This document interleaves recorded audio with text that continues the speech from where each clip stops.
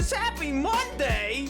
It's been so long, it's been so long! Oh my gosh, yo, Tyler, outdo, Bergman! Oh my good gracious, Greg, what's this? Stream day? In this economy? I know, King, it's crazy. It's crazy, you'd never think. Raspberry what? Raspberry Pi? Like the technological device? You know, like blowing raspberries, huh? You what? Yo, Aldo Ruba, I hope you're doing well. Fascinating in Peru. Not the Nodders. Oh my god. God, I love that emote. Oh my good gracious. Sky Hunter by Mary Lou. Oh, I'm actually gonna write that one down. That is a genuine question, by the way, chatters, for the title of this stream. I need new things to read, man. I feel like, I mean, I have a lot that I already read, but I want more. I want and need more. You know, I need reading that's for me. I need reading that's for me and isn't like, I don't know, random document. Oh my god. Yo, outdo. Oh my good gracious. So I had to miss stream last week. One of my boyfriends couldn't get into that. Bye streak. No, not the streak. Oh no. Oh my god. Well dead man. Let me tell you. At the very least, you got to go see your boyfriend. That sounds pog. That sounds like a pretty decent trade-off. Oh my gosh. Howdy chat, howdy Lucas, howdy VOD watchers, howdy Nap, how do Tiger? I hope you're doing well, King. I hope you're doing well. Oh my good gracious. Book recommendation. Has Nap read the Riot? Yes. I look up at my top shelf. My top shelf books.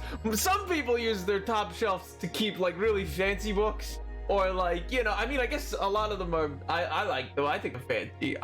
My whole top shelf of my bookshelf is written by that man. I can recite details as he had written them. What are you doing? End your point. I like them. Okay. I give them a little reread every once in a while. Actually, I haven't reread them in forever. Maybe I should. There's better be another stream where I'm out here. What? Am I not good enough? Am I on my own not good enough? Wow, I see how it is, killer. I see how it is. You only come here from the nether.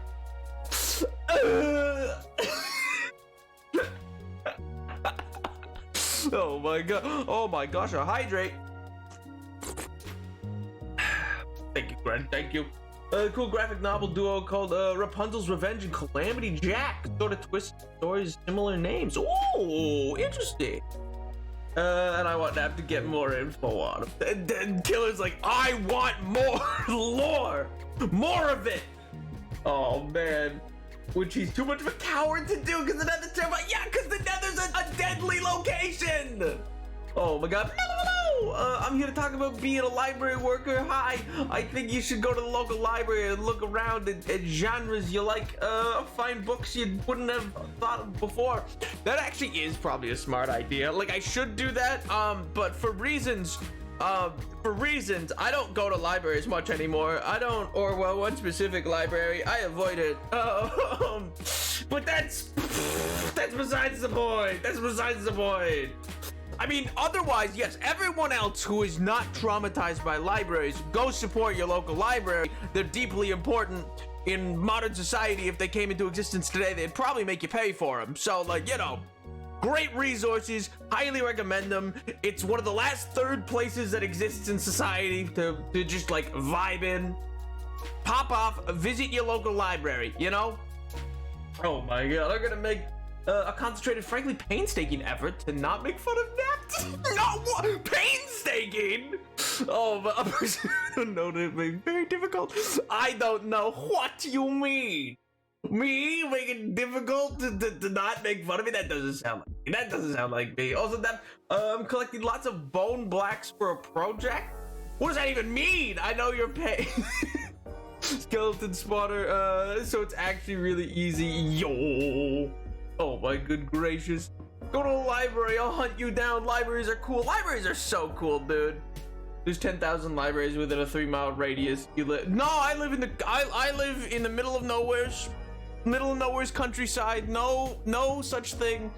No such thing as other libraries. Just the one. Just the one.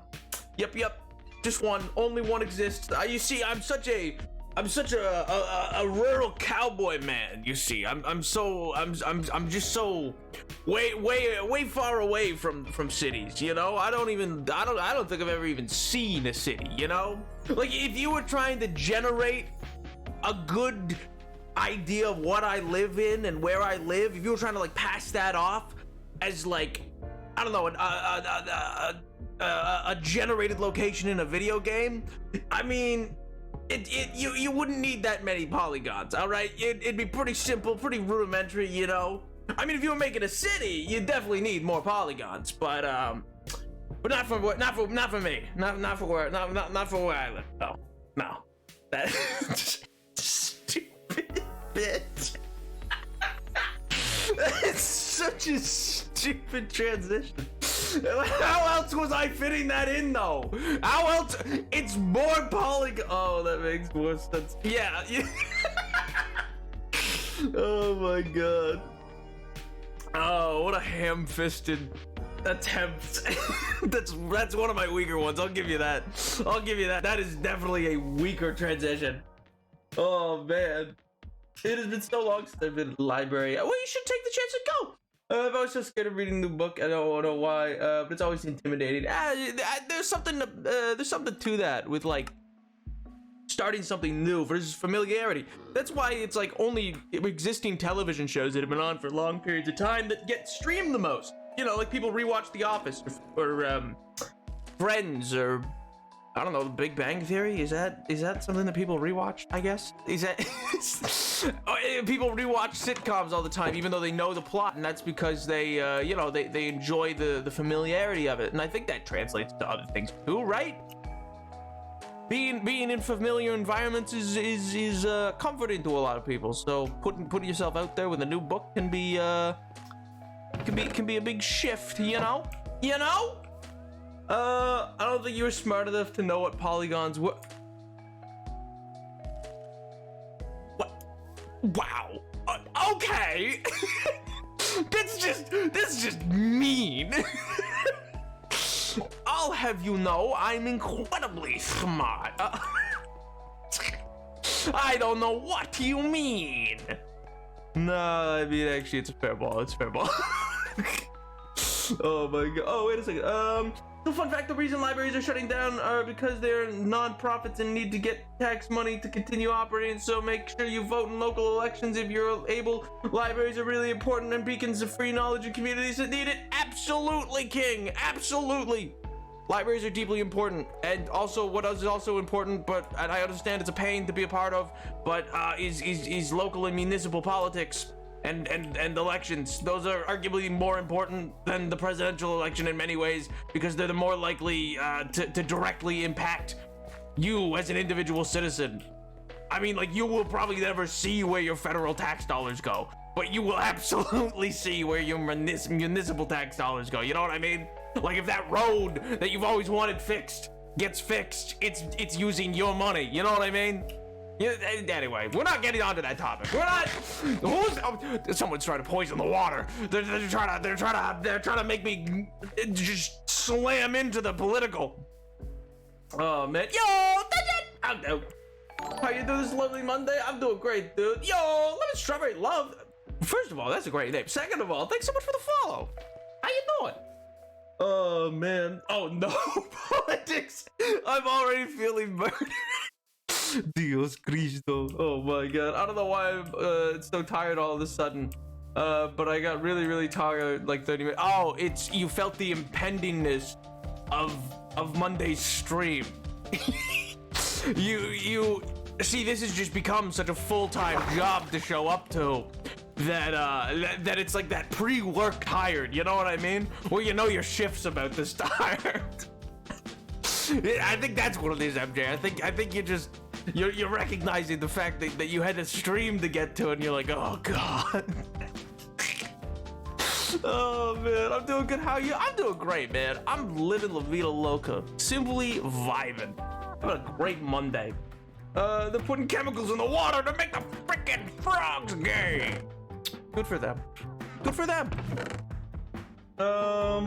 Please be nice to librarians in the coming months. We already have to deal with vandalized political books because of current politics. Yes, yes. Be nice to your librarians. They are often just so poorly treated by the public. It's so terrible. Oh man. I got a haircut. I feel like Aunt Cass from Big Hero 6, but I also feel like Prince Charming from Shrek. Sick. That sounds awesome. What's your favorite book? My favorite book. Oh, that's actually, see, that's difficult. All right, I'll make some, for like old timey, like really old classics and stuff like that, Antigone. I really like Antigone.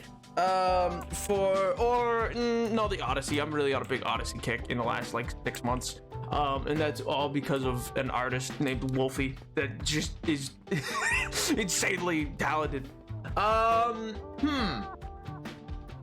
I mean, I'm such a big fan of the Percy Jackson series to begin with that like I like it holds a special place in my heart. It's not like my favorite novels ever written. I don't think it's like the best. Yeah, thank you. You're too kind. Thank you. Yes, so true.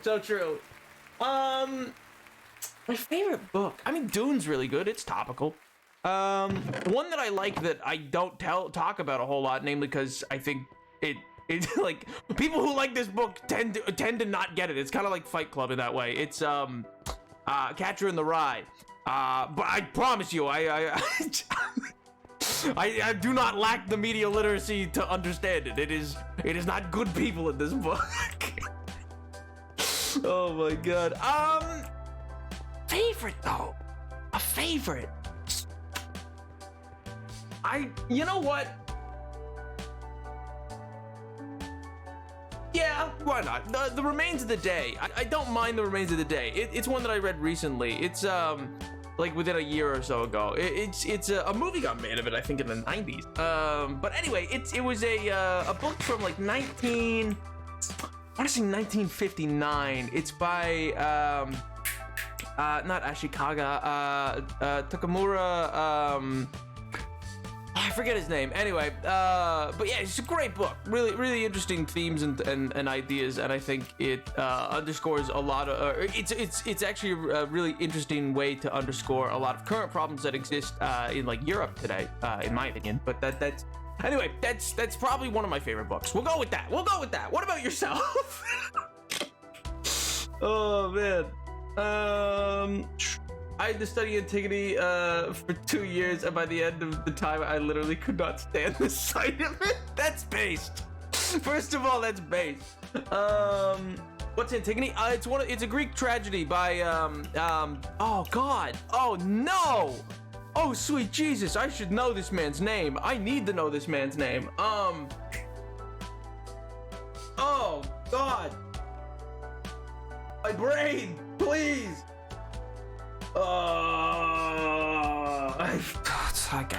I feel so defeated. I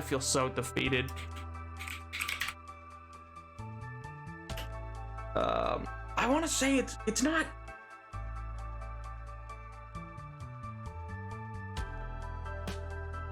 No. Everybody be quiet. Everybody. Oh, never mind. I just read it in the chat. Sophocles. Sophocles is who it is. I got like halfway into Googling it and I was like, no, I can remember this. Sophocles. It is Sophocles. Good God. Gonna guess Sophocles. G. Willikers, I wonder why. Oh my God. For me, it would have to be the Maze Runner books. Ooh, those are really good. I should say, I didn't get the chance to read them, but I heard they were really good. I forget what happened with their movies. Didn't they like, was that Divergent? Which is the post-apocalyptic or dystopian young adult fiction novel that got movies that then went to like direct to DVD type movies. You know what I mean? It was one of those two. Or maybe it was both, for all I know. But anyway, yeah, Antigone is kind of part of the story of Theseus. If you're familiar with that story. Divergent probably. Yeah, I think it was Divergent, where like it got a big theater release full like we're gonna be the next Hunger Games, and then that did not last. Then I think 2 of its movies got the full theater release, and then the 3rd went to DVD, and then I think there maybe was a 4th that was like an on TV one. I think. Read my library politics message, lighthearted. Oh, here, let me scroll back for it. But if I should say, by the way, if I was to choose a Percy Jackson book, I think I'd go with House of Hades. I think he fires on all cylinders in that book. I really do. I think that is probably the best writing Rick Riordan's ever done. Riordan? I always mess it up. I think it's Riordan. Anyway, there was a really big thing with the library recently where people were trying to really hard to shut down extra funding to the library because of certain materials we have, so it's something I'm passionate about. Unfortunately, time to start working there on my part-time, like a constant stressor. Yeah, there's a lot tied up in libraries right now because people are being weird about books. Somehow it has become, you know, a debate of banning books again. I didn't realize we were still in the 20th century, but I guess we are. Oh, okay, yeah, it's right. That, I don't, like... What a slap. It's Riordan. I've clearly pronounced Riordan. Like, the fact that you just write it out again. Oh, man. You know what? That's looking good, by the way. I'm liking that on the skyline. Like, the general vibe of how the castle's coming along. I think that's starting to look pretty good. I want to reread that book. It was so good. Which book? Divergent? Read the entire Hitchhiker's Guide series. That's something I can recommend. Oh, actually, that's on a list somewhere, so I actually do need to read that one, so maybe I should. I'm gonna add... You know what? I think I will add Maze Runner to that as well. I've heard good things, because Maze Runner's, like... All I know about it is that in its movies, it had the guy who voices Ferb from Phineas and Ferb, who was in a movie called Nanny McPhee. And in that movie, he's playing a 7-year-old, but he was 17 at the time. Or like, maybe he was 15. Anyway, I just know that he's crazy. Or not crazy as in like, it's crazy that he looks so young. And he like was acting along other children as though he was a child, but he was like almost an adult. And I find that so funny. I can't really say I have a favorite book because I'm bad at picking favorites in media. No, fair. I mean, my favorite movie's a cop-out. But very much enjoyed The Secret History of Donna Tartt. By Donna Tartt. Though it seems like a book you would have already read given your interest in Greek myth. I think I have seen it. I don't think I've actually read it, to be honest. I actually don't think I've read it. I feel like that was actually on a list like last year for one of the classic sports, but we just had like excerpt given to us. It's just me, or does it look like IKEA sort of IKEA llama? Are you saying my castle looks like the IKEA llama? What is the IKEA llama? IKEA has llamas? I wonder what Pergamos Forever's favorite book might be. Probably Hunger Games.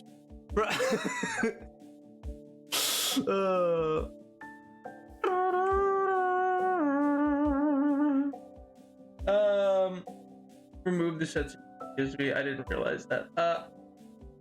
Reset. Hello. Yo, Dragon Court. Dude, what's up, man? I finally not horribly late for stream. Let's go.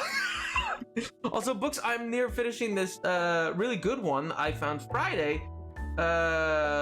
It's called When the Angel Left the Old Country by Sasha Lamb. Ooh. See, these are all useful. I have a little pad of paper. I'm literally just writing down. I'm just writing down recommendations. I plan to I guess I'll go back to a library, relive the shame. For Mellow's sake, I'll go back and see what I can find there. Because I've been really meaning to get back into like reading a lot. Because like it's not that I don't read, it's just I find that all the reading I'm doing as of late is because I have to. Like it's coursework or it's work. It's like it's educational, and that's the worst. Oh my god. Thomas Brody Sangster, that's it. Yeah, he's the one who played in The Maze Runner. I believe he was 17, 19 at the time and played a 16-year-old in the movie. Yeah, but then he was also, he must have been 15 then. But yeah, he was like 14, 15 when he does a movie called like Nanny McPhee, and he's playing a 7-year-old. Dude looked like a child. It's crazy. I don't think I've ever seen that tier of babyface. That like, it's just so funny to me. Oh man. Nap, go read the entire Hitchhiker's Guide series, get the compendium from somewhere, read all 5, and don't read the one by a different author. Frick, that ending of the series was good. Nap, stop stream right now. You gotta go. You gotta get the job done. You gotta go get an entire copy, all 5 copies of this book series. You gotta do it. You gotta get it. I will certainly add it to the list, MJ. It is certainly now going to be on the. It'll be of higher priority. I'll give you that. I'll give you that. Oh man, I need to stop thinking about library politics. I'm thinking about Bookman and Patrol. Yeah. Let's I guess not go onto that topic. It's a depressing topic for sure. I like Animal Farm. Such a hot take that clearly the history man hasn't heard of. What's an Animal Farm? Oh, you like Old MacDonald? Oh, is that? I've never heard Del. Gotta reread Animal Farm. I like that one. Yeah, that was a nice read. Don't stop stream. Don't you Dre? Yeah, I'm not Dre. I don't make headphones. Don't worry. I'm Nap. Hi. Stupid joke. I'm Napoleon. I'm in fact not Dr. Dre. It's true. I know I've hidden this from you guys for a long time. But I am in fact not producing legend Dr. Dre of hip hop fame. Crazy, I know, crazy. But it's true. It's all true.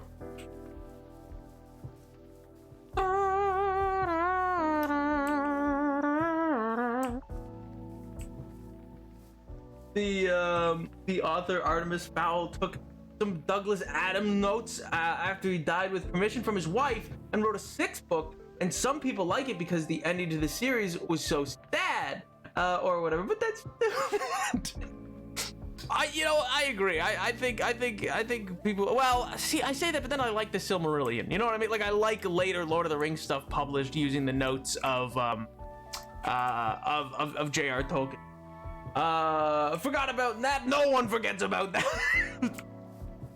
Oh my god. This is wrong? What do you mean wrong? What do you mean wrong? I have the only correct opinion. Hey, that's my line. Wait a minute. Wait, no, that's me. I'm the one who's meant to say that. Wait a second. No. I'm the one who's meant to have the only correct opinion. That's why I'm the streamer. What, you think they let anybody stream? Clearly there's a vetting process. Clearly there's a big vetting process to prevent you from streaming, you know? Not just anybody's allowed to do this. What, next thing you'll say, what, anybody can make an account? I don't think so. To give you the too long did not read, the plot basically revolves around the college student who becomes entangled with an elusive group of classic students and their professor, who, shall we say, lives under an antiquated set of thinking and morals, and it's so much a modernization of the book by Euripides, as is heavily inspired. Very interesting read. Flawless prose. Ooh, that actually sounds sick. Wait a second, that sounds minty fresh. that sounds not bad. If everyone who claimed to have the correct opinion, I'd believe the wave particle duality in quantum physics applies to opinions as well. What does quantum physics know about anything? Huh? What do they know? Ant-Man? I don't know where I'm going with that bit. I don't think they know nothing about nobody. Who authorized me to stream then? That was just stupid. Well, you know, they let a few freebies go in. You know, they give everybody gets one. You know, it's like it's a forgiveness policy. You know, it's everybody's gonna get one. Everybody gets one. I'm currently reading Illustrated Life by William McKinley, our martyred president. Huh. You know, of all the people to pick, I don't think William McKinley is one that I would off the top of my head be like, you know, who needs a book? Dry egg cracked it, injured my hip, it won't crack. Huh? My jacket is so warm out of the dryer, I wish I washed my blankets, but the gets green fluff on all my clothes for weeks. It's coarse and it's rough and it gets everywhere. Oh wait, no, that's sand. That's my bad. That's sand. I forgot. Some philosopher said that. I forget who. It was some wizened philosopher of old. He was from a long time ago. Long time ago. Stupid. It's a very you-coded book, Nap. Now, what does that mean? Huh? What are you saying? What is the implication here? What does that mean? Huh? What do you mean it's me coded? A long time ago, somewhere else. There's a lot of discussion regarding human ego, morality, philosophy, and of course ancient Greek. Okay, well now I'm sold. Actually, now that you know, I understand what you mean now. Okay, I get what you mean. Quite dark though. Maybe I don't get what you mean.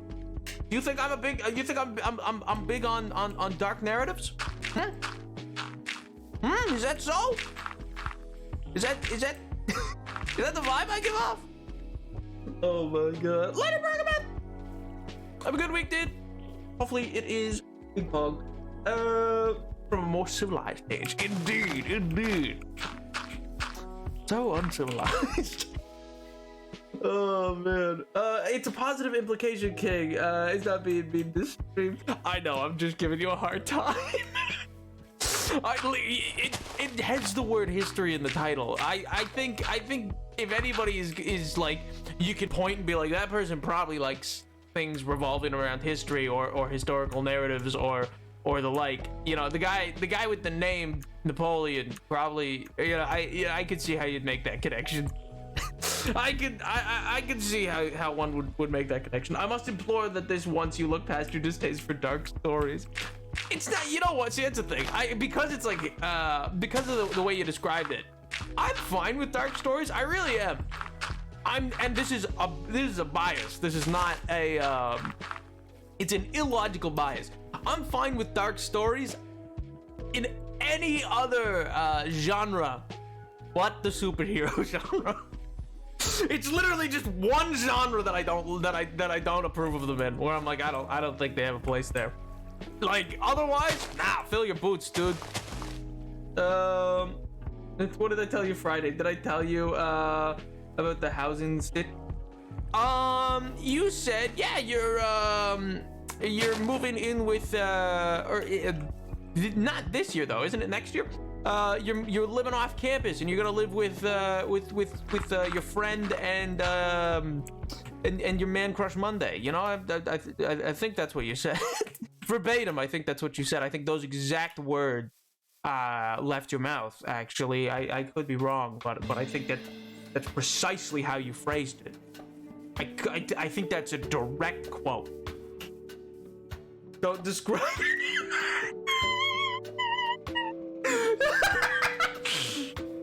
Oh, is that not a direct quote? Are you saying, was I off? Was that off a little bit? Was that not?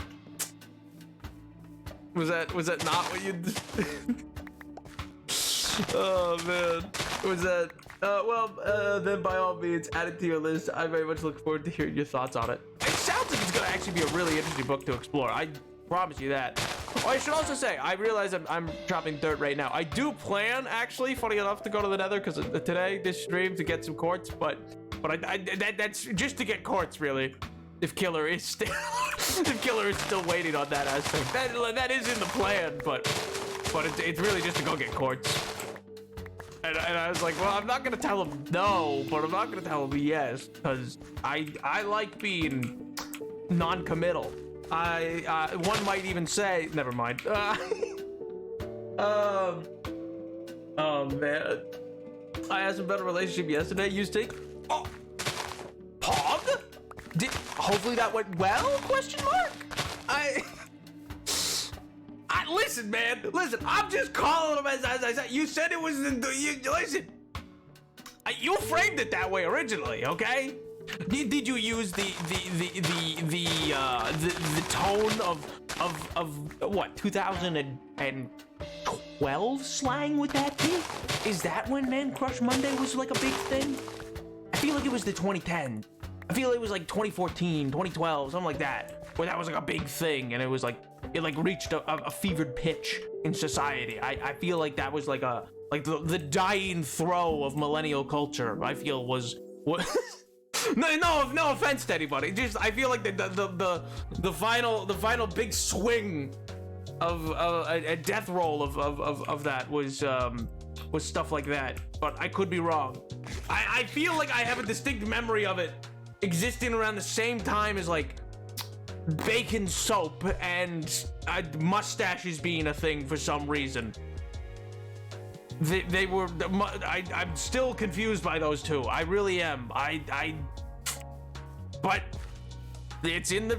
You can read about them in history books. It was a big thing apparently. I want to say more mid 2010s, around when Instagram first took off, 2013 to 2015. Okay, yeah. So a little later into the 2010s then. Because yeah, it really does feel like it was like that last big hurrah of that early internet, or early social media stage, I should say, not early internet.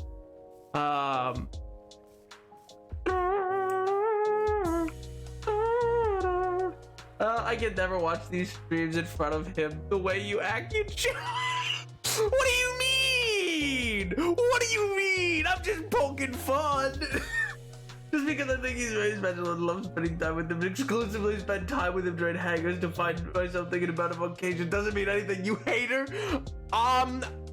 First of all, that's very sweet. But second of all, I think this makes me the opposite of a hater. I think this makes me a cheerer. I think I am here. I am here cheering it on, pal. That's all I'm saying. Oh, and then we're back to blowing raspberries. Full circle stream. Full circle. Good. I'm glad. Oh, man. Wingman era. Been in this era for a hot minute, pal. Oh, man. Some things are eras. Some things are destinies, you know? It all evens out in the wash. Oh, man. Internet culture is wacky, though. It really is. You know what I was thinking about today? Because it's coming up to the 10-year anniversary of like the ALS Ice Bucket Challenge. For those who have any recollection of that, which as a campaign, very interesting. And I could be proven wrong so easily. Okay, I'm about to make a statement that's like a very big swing of a statement.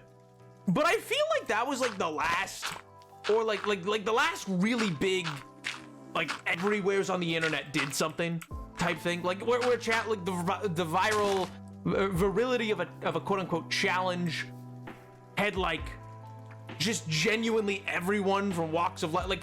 Like it was like baseball team players, presidents, talk show hosts, celebrities, regular people for like random businesses, like that are just like local businesses. It was kids, it was adults, it was kind of just everyone. I feel like, not that necessarily everyone even did it.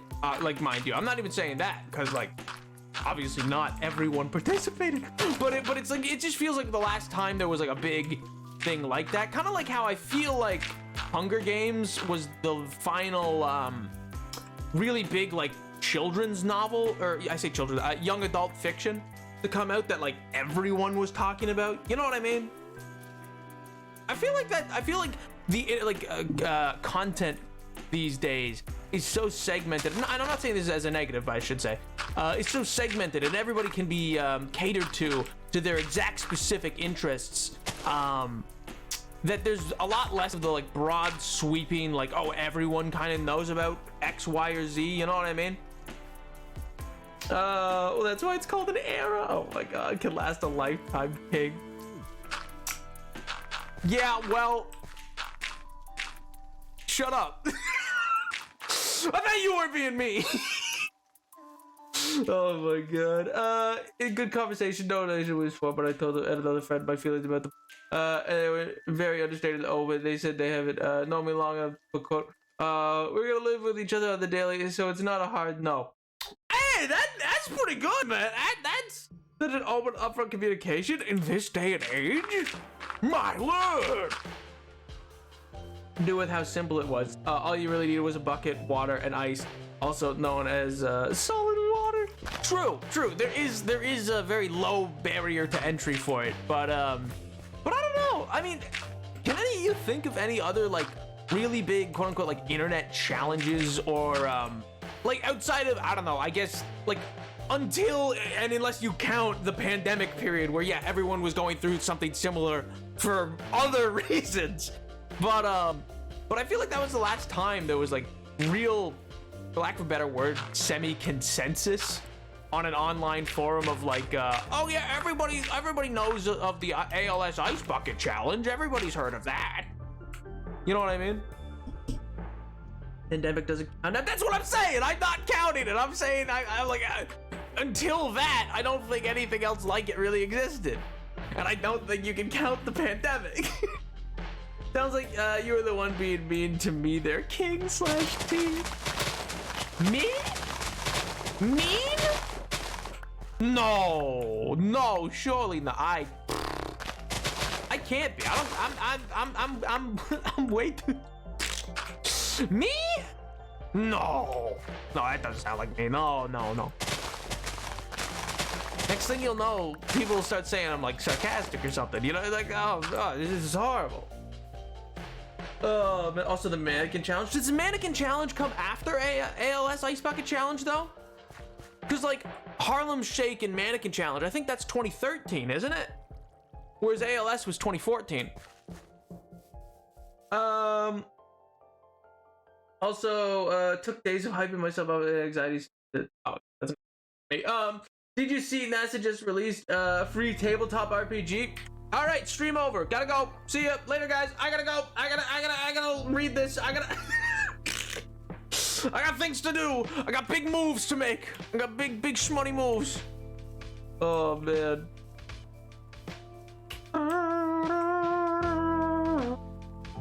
Is owner of ours. You know, there is a reason that I stopped myself. I heard the words, and it was one of the first moments of clarity I've ever had streaming, where I heard what the words were gonna be that would come out of my mouth, and I stopped myself. I'd never said that. I never said the word nice and guy together. Okay, I distinctly did not. Oh man. Respect that nap. Wow, yeah, I knew it was late, but not that late. Yo, menacing. I'll have you know it wasn't romantic. It was QPR. So get bent. What does that even mean? What is it? I don't know what that means. Either or, either QPR or what it would what the second part. I don't even know what that means. Yo, X-Men. How do? Oh my good gracious, Napoleon the 7th and me. Oh my god. Did someone send Nap that one series about football in the future? Huh? I wrote 1,622 words tonight during stream. Like connected words that form sentences, or just like just individual random words in like a buckshot fashion. The basic plot of the RPG is the Hubble telescope has disappeared from the timeline. Like my timeline on social media? I no longer get updates from the Hubble telescope? No, put it back. Somebody, what happened to its account? No, surely not. Why? Why would it disappear from my timeline like that? Oh man, I'm so funny.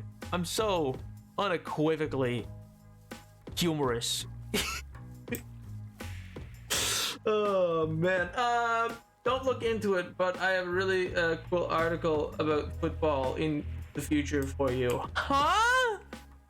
What does that even mean? What is football in the future got to do with this? Menacing, what is MJ talking about?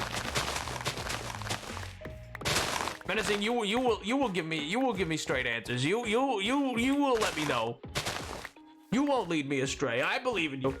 Has just dropped a link to a great 10 out of 10 story. Ooh. Book recommendations? What kind of books? Really just anything. I read anything from, I read nonfiction, I read fiction, I read like semi-fiction, which is, you know, like historical fiction that's like based in a realistic time period. I read sci-fi, I read fantasy, I read pulp fiction, I read noir settings and detective stories and murder mysteries and spy novels and the like. So like really just anything that you think is like, oh, here's an interesting book that I've read before if you've maybe never heard of it, and I go like, yeah. I'm just looking for recommendations in general.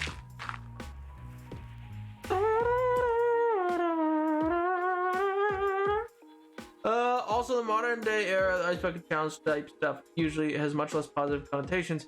Usually, white people entering into virtue signaling on that.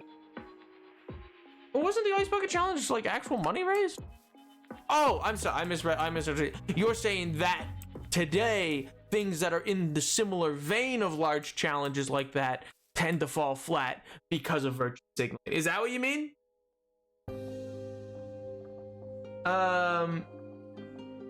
No spoilers, Nap. It is so good. View it on your computer. The story and football article, please. Probably that you'll read. If it's pinged in the Discord, if somebody pings it, then yeah, I'll take a look. Maybe. Probably. I am concerned. I am concerned with how it is being talked about.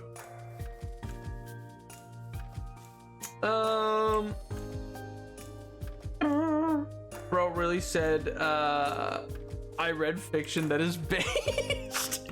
Yeah, well, I did that too. Don't get me wrong. Like, I also, you know, it's all based. Truly. I mean, just everything I do, you know, is clearly just so based, you know. No one can take that away from me. No one can prevent how based how based everything I read is, you know. That's all me, baby.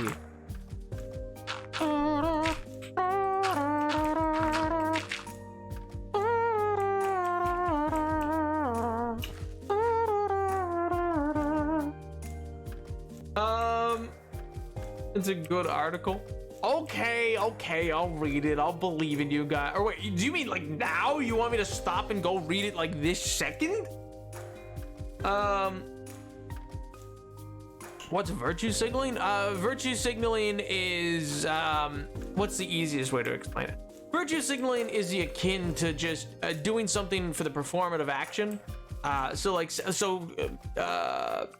Pretending to be virtuous, and pretending to like have a high moral standard or really care about a social justice issue, but really you're only bringing it up on for engagement purposes on social media or the like. You're really just seeking engagement, and the instant gratification of people being like, wow, you're such a good person for bringing up this important topic, but you're not actually doing anything for the topic. You're not really bringing up anything important outside of like, it's like when the Black Lives Matter thing happened or well, I shouldn't say happened, because it was 2016 and then there was also 2020, but during 2020 where like there was a bunch of people just posting like black squares on their Instagram stories, and it was like, okay, that does nothing to help anybody, but pop off, I guess. Like, so yeah, it's kind of like that. That's the easiest way. Like that's the like most condensed version. It's technically a little more complicated than that, but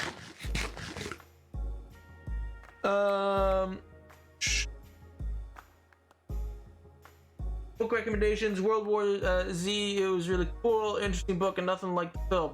You didn't like Brad Pitt? in like Brad Pitt in World War Z. I thought I think the zombies in World War Z are stupid. I ain't gonna lie. I mean, maybe it's different in the book, but in the movie, they were stupid. Yes, look at this stuff. Black Square. Yeah, the black squares on Instagram, like 2020. Yeah.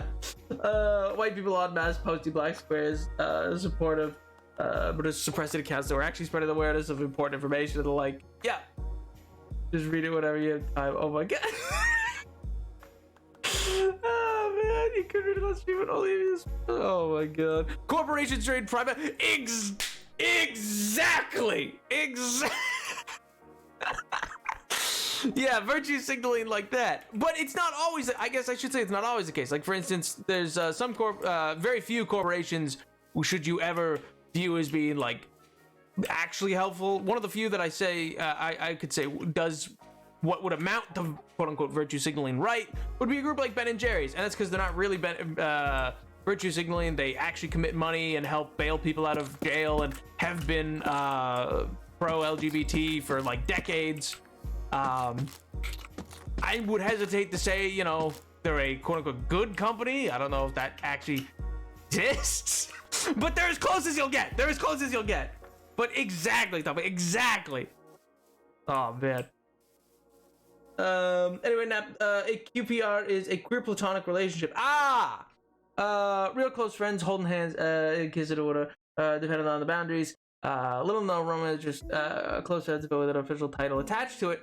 When it's more than besties and you want to make it official, but not in a romantic way. You know. Circling back to that. Okay. Yeah, okay, that makes sense. I pinged you a link of football in the future. It's called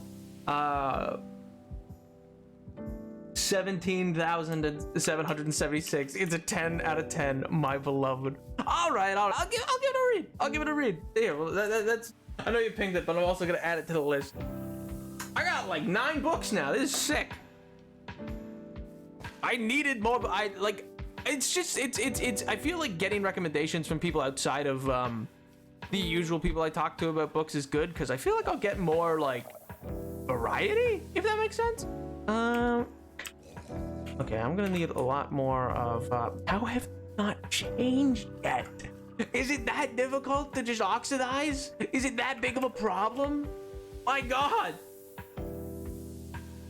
Ben & Jerry's bails people out of jail. Yep.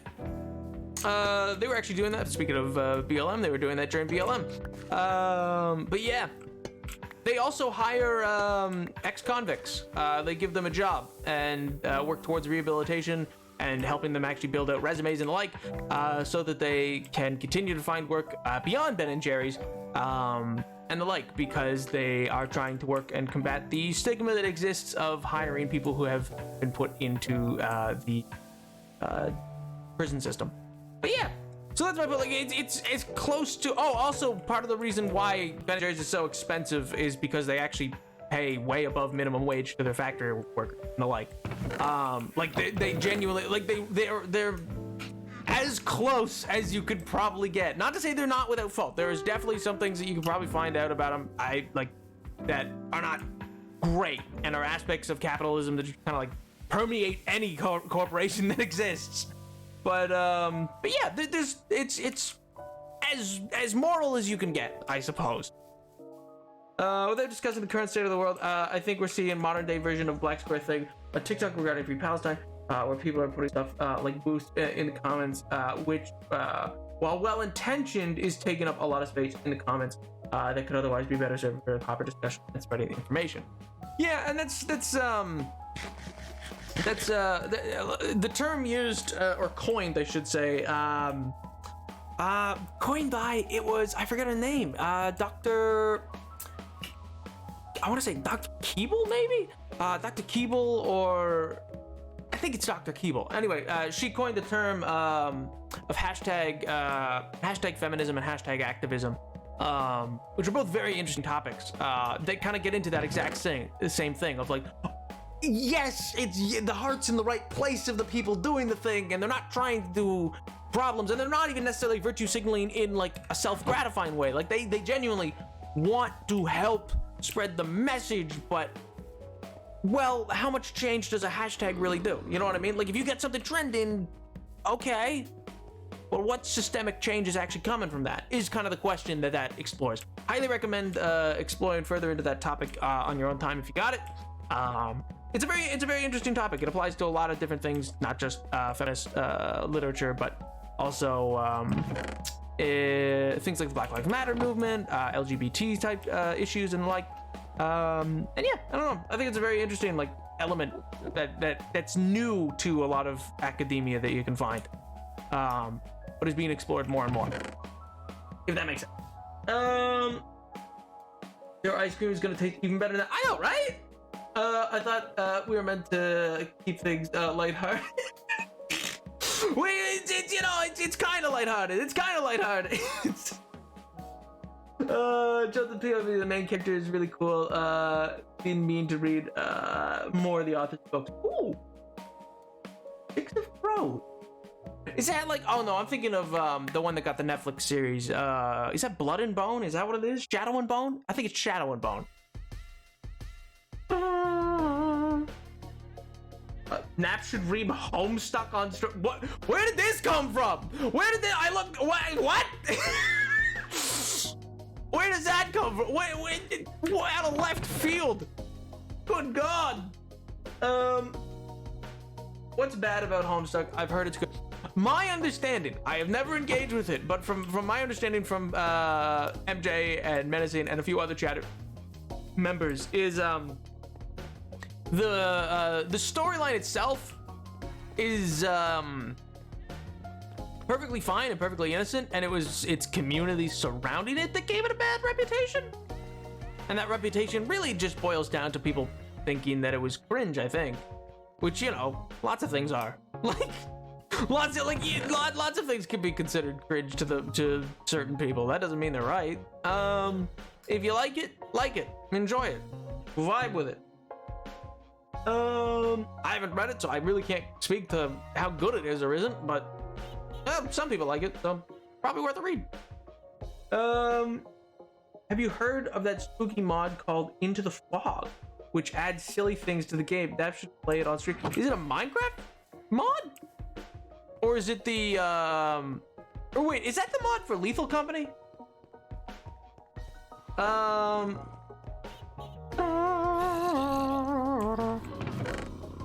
Where is... I left my hose somewhere. I don't know where. It's in one of these chests. Maybe it's up in the house. Picking around somewheres. Let me grab these. Slap these in here. Grab these. Grab those. Good.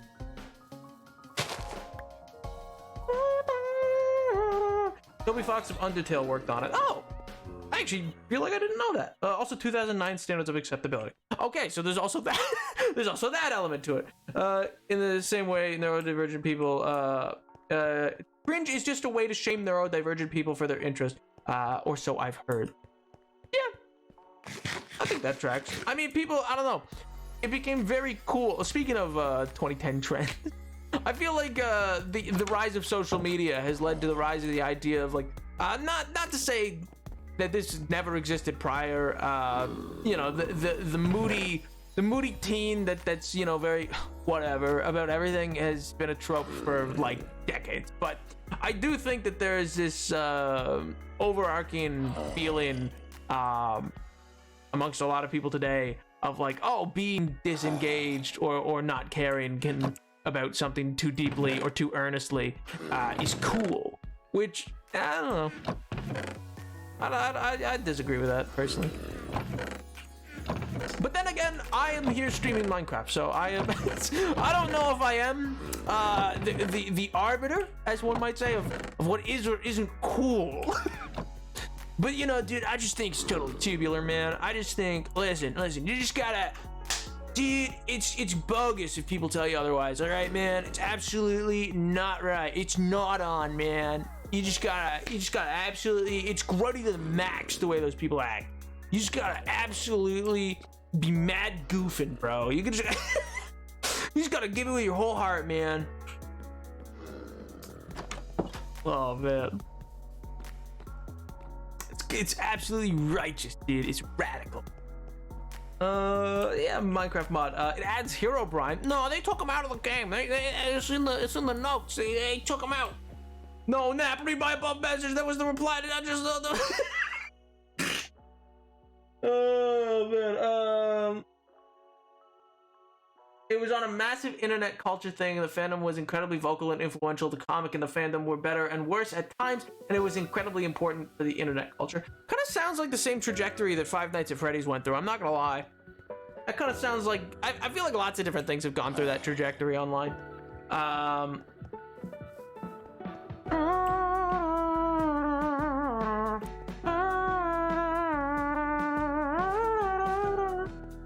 Is the coolest guy I watch on Twitch. He's the only guy I watch on Twitch. Winner by default, baby! Let's go! We win these!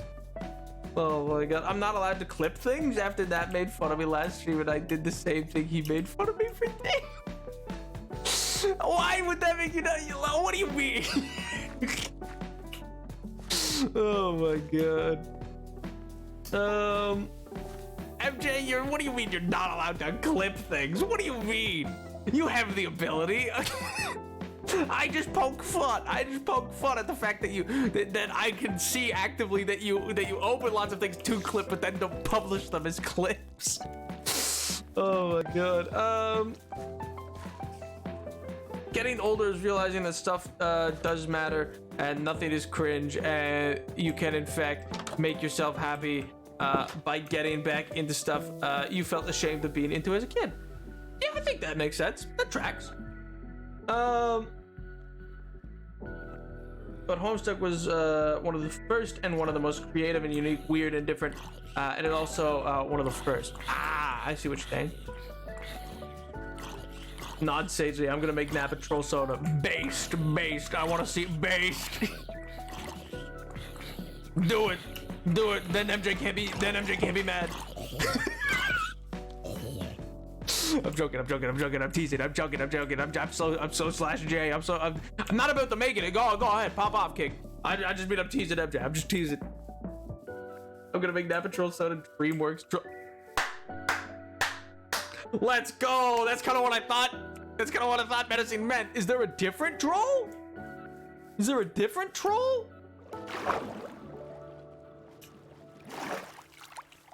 What? You're gonna make what? Like I'm gonna be made into like a turn to stone type troll? Like a Balrog? What do you mean? Like what troll do you mean? Trolls are a Homestuck thing? Oh, I didn't know that. Don't worry, Nap, you'll see. I am tentatively excited. Potentially sick, potentially awesome. Question mark? Oh man. Need Napa VTuber ring? They've been trying for years. Won't get me. See, the thing about VTuber, like, it was like Mello and Tiger have both made to like PNG and VTuber alike examples for me, and both have been put into the Discord at different times, and I've seen both. And the worry really at this point is also I just feel I'll like it too much. You know what I mean? I feel like I'm gonna be like, this is like, it'll be too much. I'm gonna be too enthralled with it. And that's how mistakes get made, buddy. That's how mistakes get made, buddy, old boy, old pal. They're taking over. The voices in my head. Oh god. Oh man. Well, they are gray. I can't spell. Well, it'd be like that sometimes, you know. They say it don't, but it do. Oh man.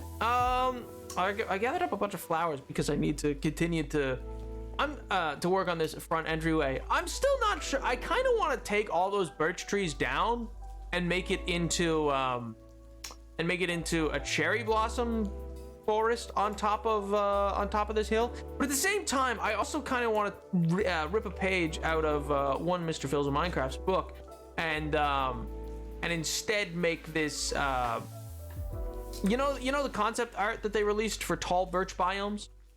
I kind of want to remake that up there, and I'd use like moss to make the grass look greener. I have lots of beehives that I could add.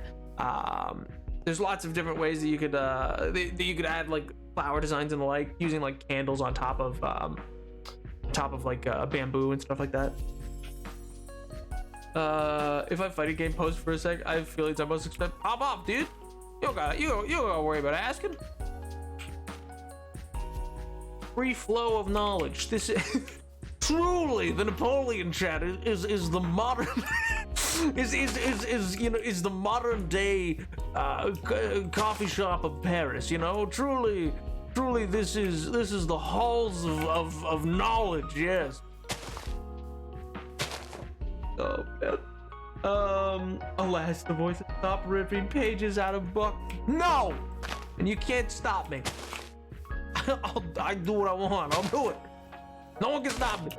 See, I still don't know what I need to do here. Like, there's something missing. I just don't know what. And I think it might be structure. Like, I think maybe if I add, like, here, I'm doing that. Like, maybe if I add like paths that are gonna be like, that are gonna be like lined. You know what I mean? Like maybe if I add little groupings and paths.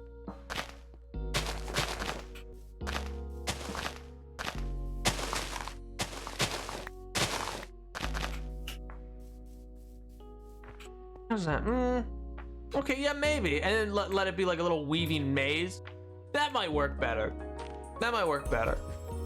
And then I can add like little statues, little stone statues in and around it, just to give it more like a feel of like a garden park kind of thing out in front. Oh, Birch Forest concept art. Oh, my heart. Oh, my heart. My heart. Oh, I'm dying because I'm falling out of love. Oh. Oh, God. The, what was I gonna say? I was gonna say, hold on.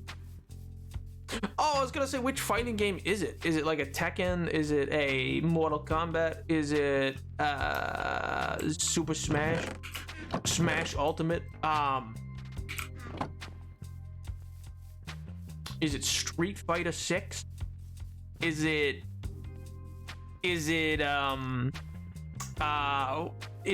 Battle oh god, what's that one called?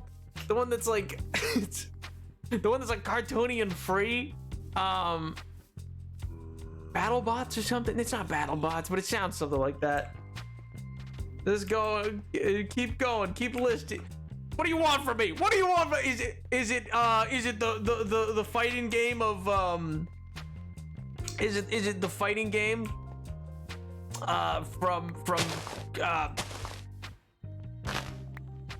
Cyberpunk, but it's boxing, but it's boxing in Cyberpunk, but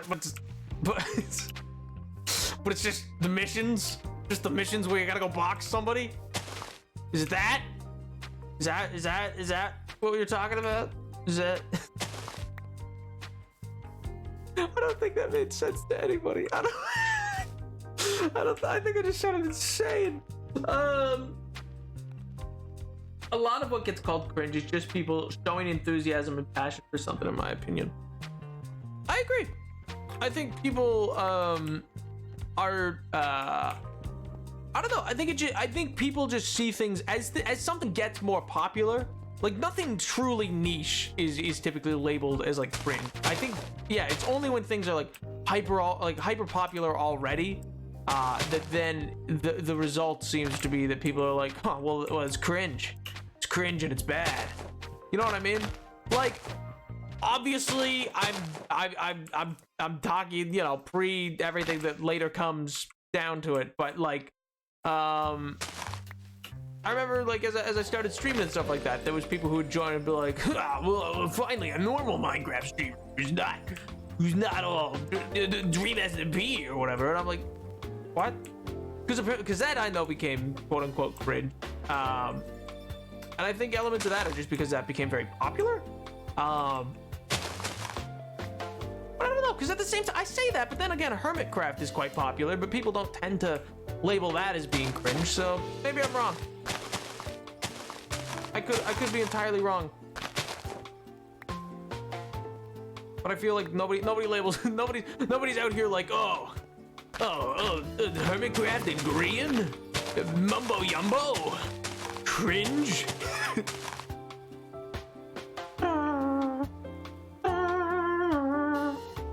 It's in regards to the big three, Mortal Kombat, Street Fighter, and Tekken, and their current standing, but I enjoyed those guesses. But what is the one that I was thinking of? Battle House? Is that what it's called? Battle House? Something like that? Barbarian House? Please don't call the things I like cringe. I will act aloof, but I will start crying. I will act aloof, but I will start crying. I want that on my gravestone. I want that. He died how he lived. I want that inscribed onto my tomb. Speaking of, I want a tomb like a Nicolas Cage. That dude has a pyramid. He built himself a pyramid. I found out about this. Maybe everybody else knows this. I found out about this like 2 weeks ago. Nicolas Cage has an already prepaid for and built pyramid for himself to be entombed in when he dies. And it's been struck by lightning before, and like it acts as a massive lightning rod as well. Like what an insane choice. Nick Cage has too much money. It was before he lost all of his money. It was before he had to start doing a bunch of random movies to make a bunch of money. Nobody better touch Hermitcraft. Oh, your tomb is gonna be a freaking novel at this point. Good. I want people to have to open up. I'm gonna put a big book. I'm gonna put a big tome inside of my tomb.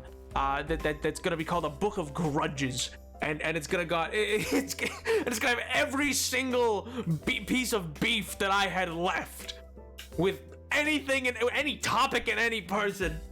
And it's gonna and people are gonna be able to flip through it and get my exact thoughts. And I'm not letting some nerdy history major of the future try to ascertain and guess at what I felt about things. No. I'm gonna make myself clear. They ain't getting it twisted. I'm gonna say this, I'm gonna name names. I'm gonna set out my exact opinions on things.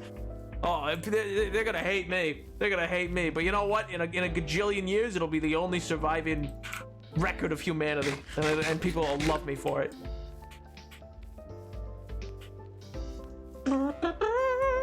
You've seen the way your people are, and you hate it. I've seen the way that some people are, where things seem pretty clear, and then people are like, "Oh, you can't guess at that," and you go. And because that avoids so many things, that avoids so many problems. If people are just more explicitly clear, if they just write a piece of paper that says, no, this is what I think. I'm not being aloof. This is right here. This is the thing. He's gonna animate himself with the lightning strikes to the pyramid. Yeah, but he's gonna come back as like a cartoon character. He's gonna have like elasticized skin.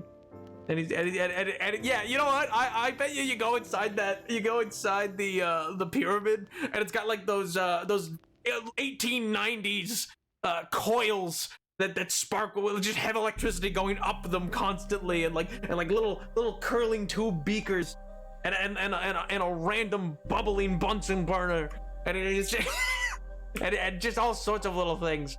And the person making the whole tube is like, Mr. Cage, I don't know if you need all this. You're gonna be dead, you know. He's like, that's what they tell you. Yeah, that's what they're gonna say.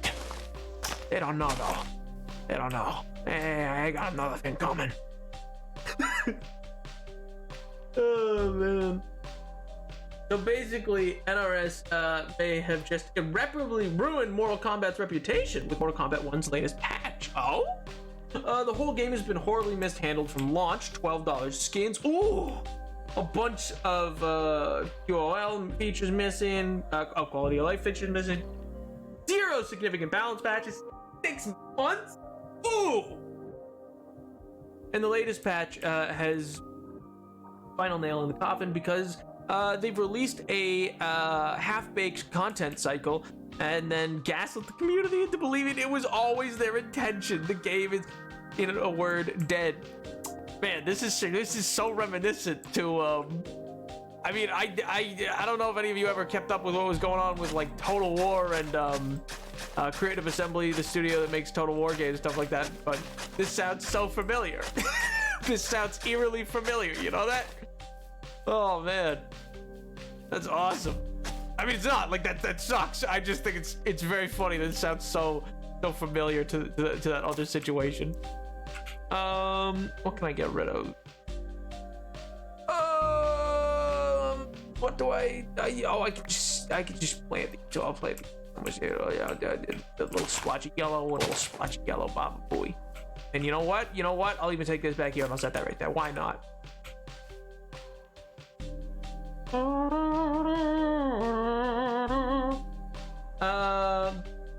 Would they be guessing about people being gay?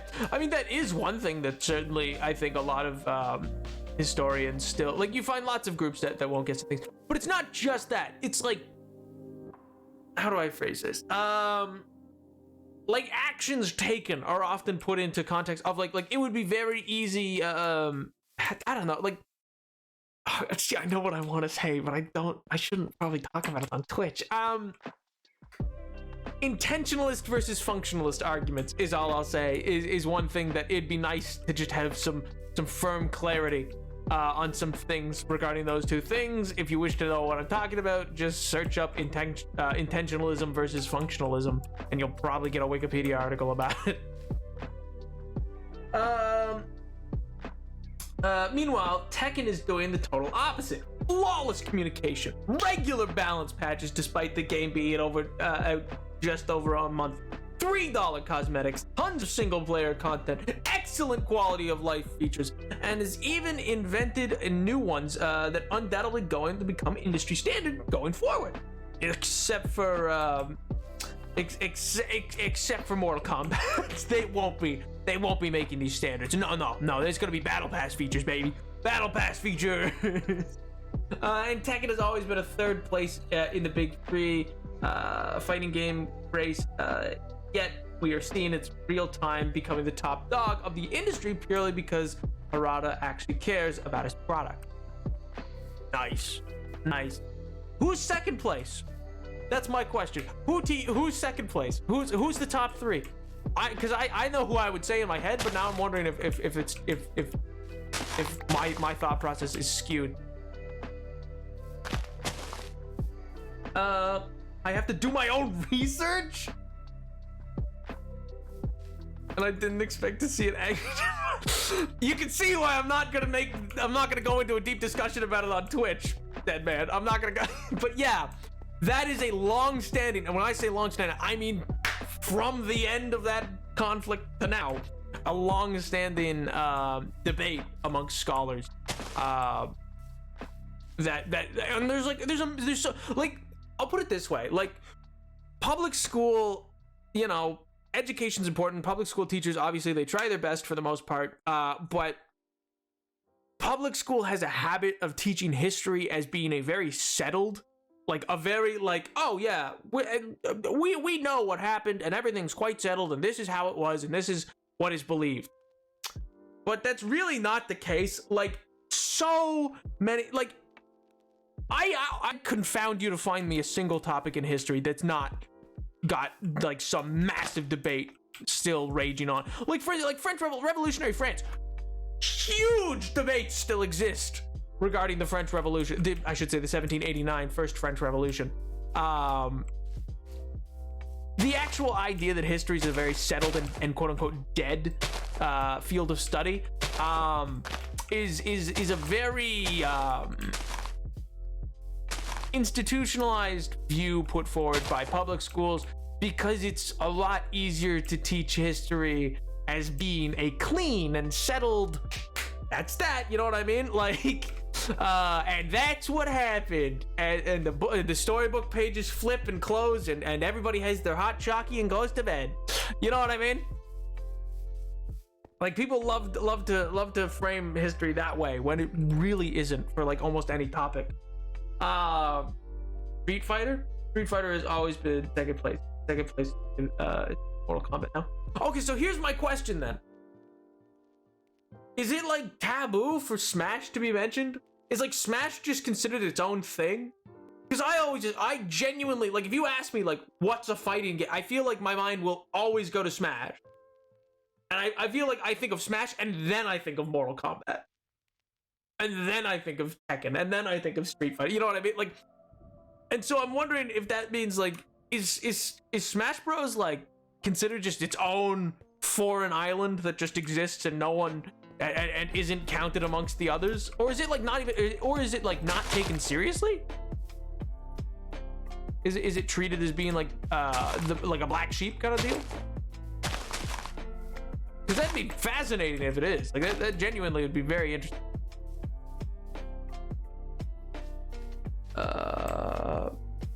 Why don't they just ask him? Oh wait. Oh, those French, so angry. Oh my god. But it's like, I don't know, there's lots of interesting studies, stuff to still study within history. I'd highly encourage anybody to go into history, even if you don't necessarily want to be a historian or anything like that. There's a lot that you can do with history. Genuinely, I highly recommend it. Nail on the head, to be honest. Now, oh, okay, so it's treated as not like, it's just not taken seriously by the group that likes the more I was gonna say the more realistic looking games, but that's really just art style, because like Tekken has a giant bear. Like Tekken has a bear. Like that's silly. But it's all silly. Like Mortal Kombat has the people with the big like half open like like praying mantis face or whatever. You know what I mean? And they got someone who splits you in half with his hat. He's an amped up James Bond villain. Oh my god. How is that the one that's getting taken seriously?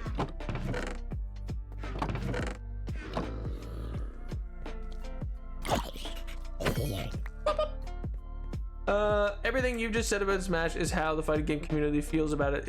Is true. It's largely down to jealous because Smash outsells the other three combined. Ah, that makes sense. Well, see, that's the thing is, I guess, yeah, because I could understand there being like this, just because that's how communities tend to be, division with the fact that, yeah, your average person is like, what's a fighting game? And if they say like Smash, there's so many people who'd be like, that's just Nintendo. That's just Nintendo cashing in. Because I guess the thing about Smash is, and correct me if I'm wrong, it is different, I guess, because it's not, for lack of a better word, naturalized fighting game. Like, it's just a thrown out collection of IPs that don't necessarily have any business being put together. It's just like, yeah, here's a bunch of characters that you all like and they can fight each other. Versus like Mortal Kombat, that is its own universe with its own lore and is like a thought out thing, and like these characters don't exist as other properties. Like there's no Scorpion game where he goes and saves the Nether Realm. You know what I mean?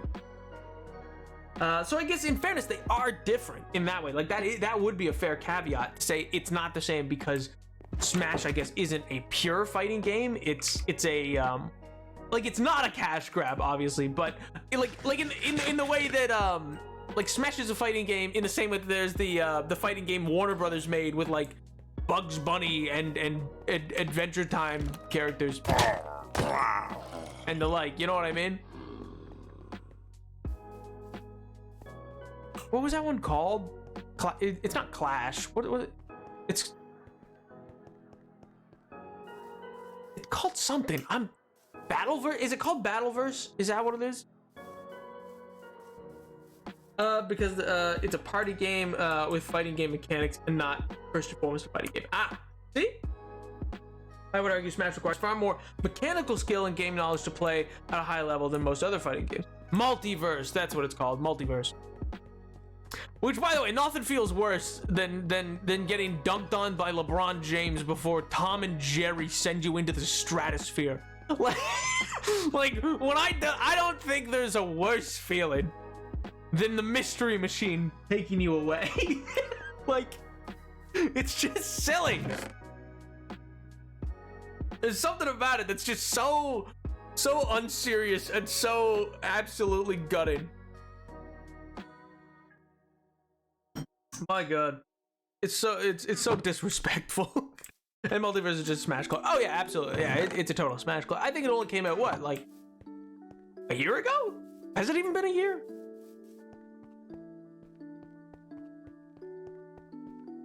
I must have leaves somewhere, right? Why not? Do I need to go chop down? I'll chop down these. I'll get leaves.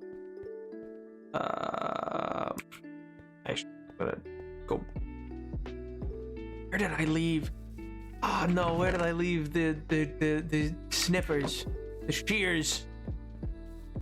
There was a chest! It was just that it too. Bro, it no longer exists. Did they shut it down? Oh no! When? When did that happen? What? No! That's devastating. That's actually devastating. That's sad, man. That was like a, mind you, I get it. I played it for like all of like 3 days and went, well, you know, and then didn't continue to play it. Like I get it. It definitely wasn't like performing well, but that's crazy. Come on. It didn't even last a year, did it? Just wait, when did Multiverse? Well, when did Multiverse come out? Oh no, I guess it would have been over. Well, the open beta started in 2022. Okay, yeah, so open beta was in 2022. So I guess technically, if you count its beta, then it was 2 years. I'm kind of exaggerating, but not really. Wait, does it still exist or does it not? Did it get shut down? Wait, now I need to know. Now I need to read this Wikipedia article.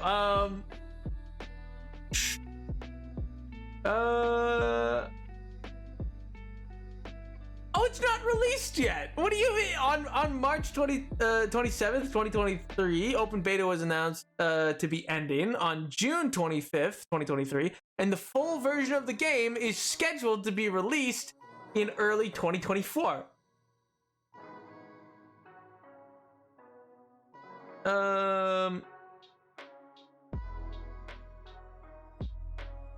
Offline functionality was retained during the downtime, but the game was made unobtainable for new players. Oh, okay, so that's why it's still in my Steam library. I was like, okay, so it's still set to come out then. Hey, I'm falling. I'm seeing through the tricks of the Jedi. I'm not falling for the lies of the left. My God.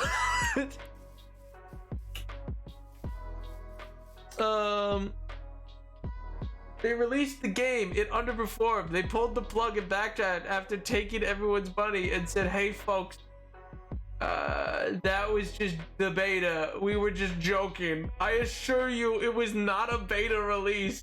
That is Warner Brothers lie.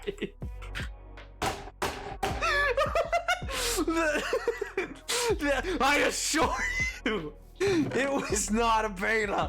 Please, you don't understand, Nap. Nap, it was not a beta, I promise you.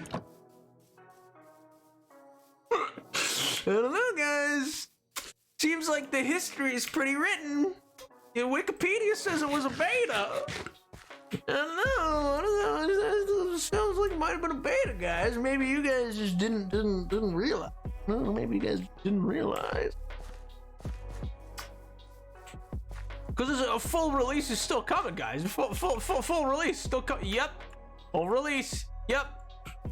still on the way. Coming out early 2024. Now, listen, I know you might be saying, but Nap, aren't we already almost to the closeout of the last fiscal year at the end of March, and then once you're through April, it's no longer early 2024?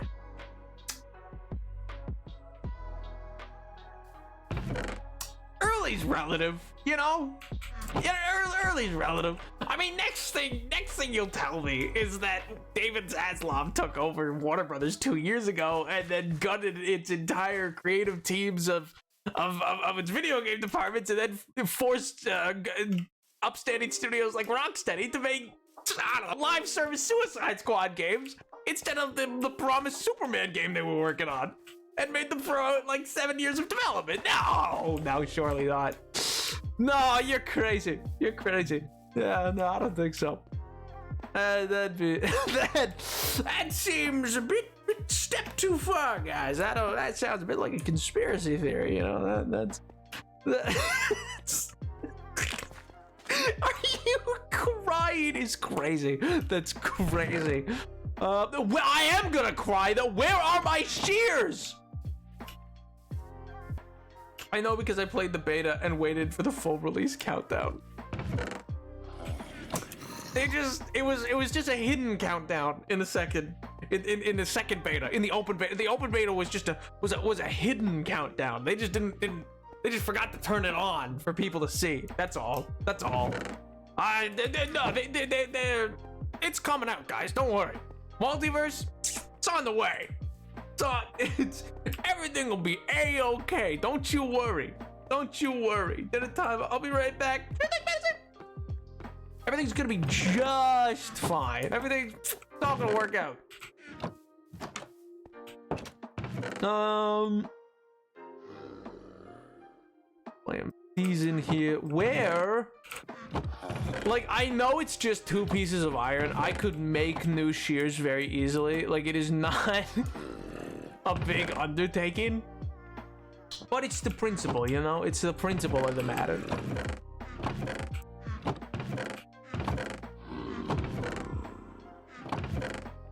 I feel like I'm going crazy. Like, I know there are shears here somewhere in one of the chests. Oh my god. Yo! I'll do. I've also never played Multiverse and don't care about it. Oh, this is Ruba's wheelhouse. Ruba, god of fighting games. I mean, that's the thing. Like, I only played it for a little bit. What's the project for today? We're gonna bid on the main gate area, then going into the Nether to do some resource collection. And right now I'm searching high and low for my shears. I need to collect leaves, and I don't know why I can't find my shears anywhere. Have ender chests in them? What's that? I've never heard tell of that. I don't know what that is, MJ. I don't know what you're talking about. You sound crazy. you sound bonkers. You know that? I don't know what. All right now. not the punctuation. Not the little period at the end. All right. Oh, that's awesome.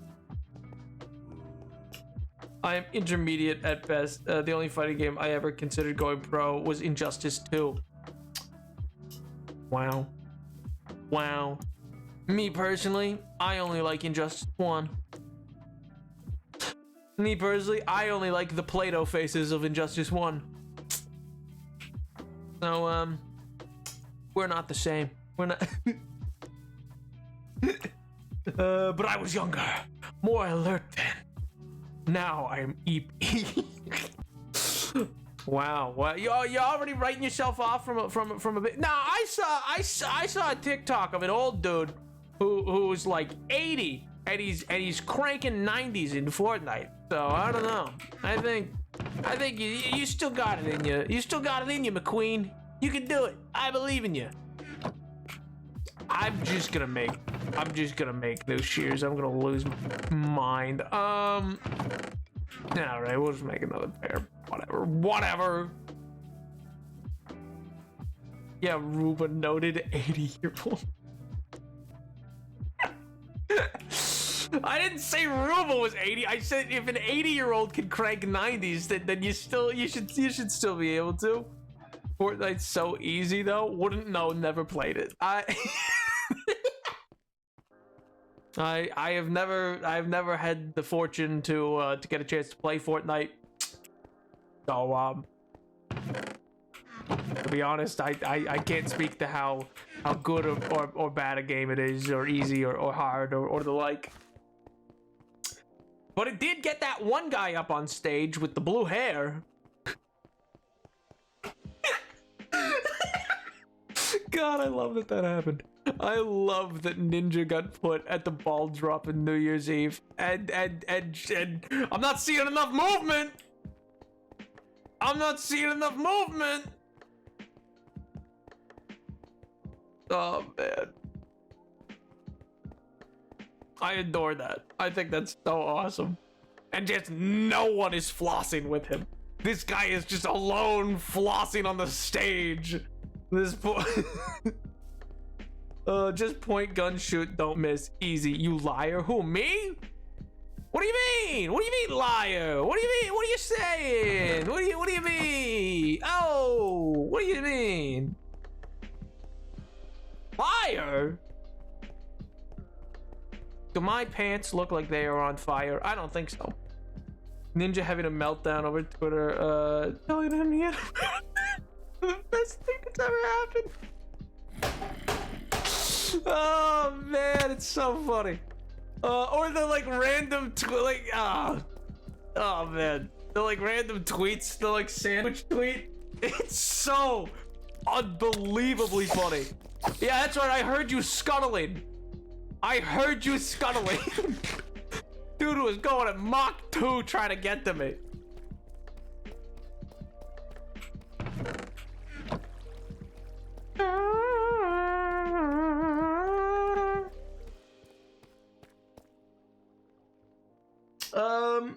First Edward and Pink, now Ruba. What is it with Nap and the gay people who are definitely older than him? What does that mean?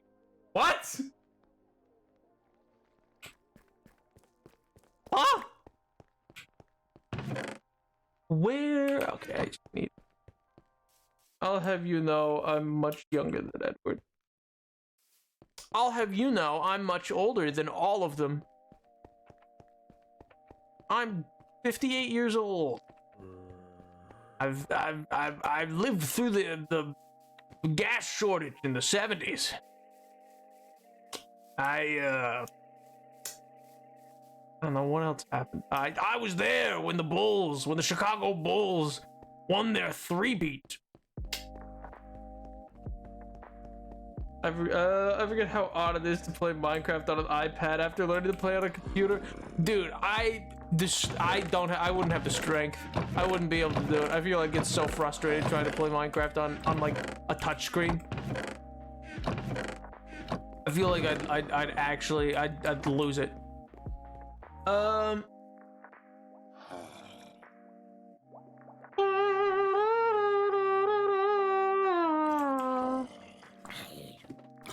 I hate.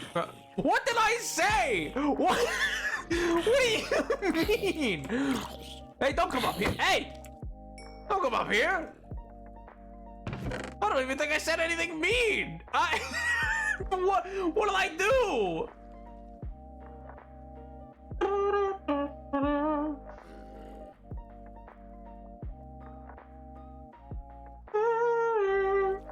Vintage? Did I say the word vintage? Did that word leave my mouth? I don't even think I said that.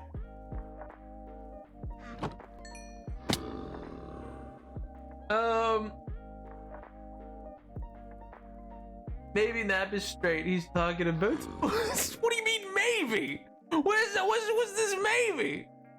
Oh my god. I am a representative of the 6%, I'll have you know. I'll have you know. An elaborate callback to the vintage thing play. Play with me in my face. Oh, it's just an elaborate callback. Okay. I was like, did I say something? I thought you were saying that I was being mean. I was like, what did I do? I was so confused. I was like, I didn't even say anything, man. What do you mean?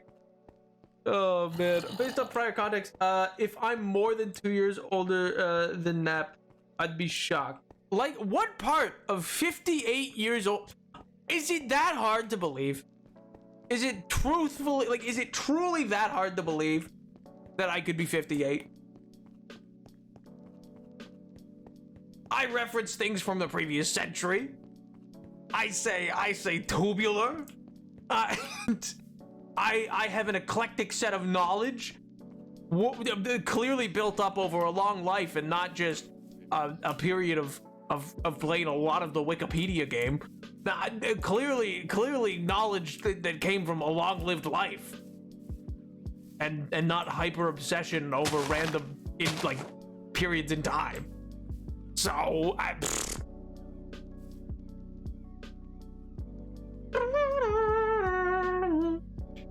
6%. It was an accurate representation of the population. Oh, God. Absolutely. What do you mean? Oh my God. Unbelievable.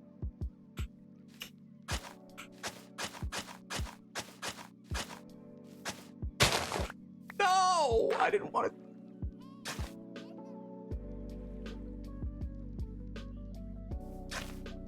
I think you guys just fail to understand. You know, you just fail to understand how I've stayed so youthful in my old age. You know, you refuse to accept it, but it is the truth. You know, it's the truth. Like, okay, maybe 58 sounds off, but like, could be like 39 or something. Like, I could be like about to be 40. Like, they should not be that difficult. Just try this one. Oh man. He does it by consuming the souls of the innocent like a reaver from the Fable set. Yeah, exactly. That's me every day. A mean diet of just a mean diet of souls, you know? And that's I am the inspiration for when people talk about souls likes, you know? But it's all really just about me.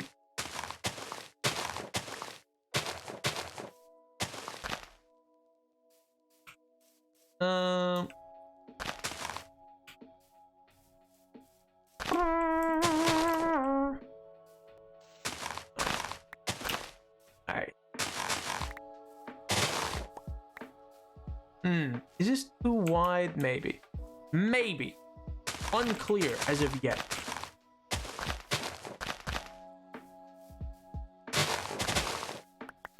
Unclear. Because I do like it to be like an overwhelming amount of roses.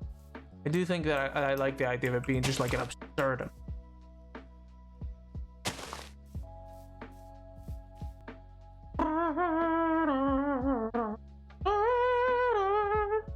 He is like no, not a reaver. He is like the game you will ever meet.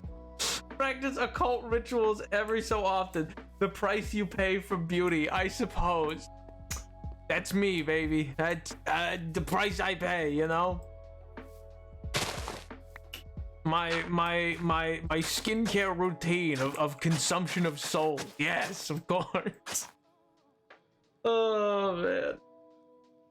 Does indicate respectfully though, your taste level does indicate you have a lot of taste in your life. I mean, yeah, most of my friends and people I know or interact with on a daily are LGBT. Like, yeah,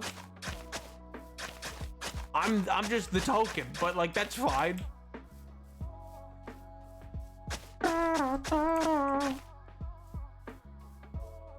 Yeah. Yeah, lots of my friends, are well, yeah, I guess not unlike you guys. A lot of them are neurodivergent and yeah, LGBT. I was the token straight friend once too. It gets us all one day. And they're just sitting there like SpongeBob in that one sequence with the coffee. Oh, I lost something once. Oh man, I lost my pen. Oh, I lost something once. Oh man. And then you become you guys make it sound like it's like it he's making it sound like it's a reverse conversion, like they're slowly poisoning the water to make it happen. Poggers! Teehee sub anniversary. Yo, Fantasy, thank you so much for 20 months, dude. Oh, welcome back. I hope you enjoyed your dinner. Chemicals, water, frogs, gay. Weren't you listening? Oh man. Work LGP. Love that. I misspoke. Okay, listen. I flubbed my words. It happens. It happened. I know, crazy thought. The greatest streamer to ever live is in fact fallible. I know. Nobody wants to believe it. Nobody wants to believe it, but it's true. It's true, you see. Also, this is the greatest thing ever, by the way. I wish more flowers did this. Only the 2 high ones do this, I'm pretty sure. Yeah. But I don't know why only the 2 high do it, but if you bone meal a 2 high flower, it gives you more of them. Which is useful because they're rare to find sometimes. Like, you normally only find like 6 or 7 in clusters. But it's just so weird that only the 2 block tall ones do this. I don't know why. I don't know why the other ones don't. See, yeah, this is why I think, yeah, this is why I want a lot of them though, is because I like the idea of like big swaths of color on both sides. You know what I mean? Like, you come in. I do like this. You know, I like the paths. I like the paths. I don't know. I'll probably add a statue in there, and then I don't know what I'll add on this side, but I like the idea of the path. I think it adds. I think it adds something to it. You know. Well, didn't mean to do that. Need a bed. I need a bed. Did I take one with me? I did not. There is one over here, though.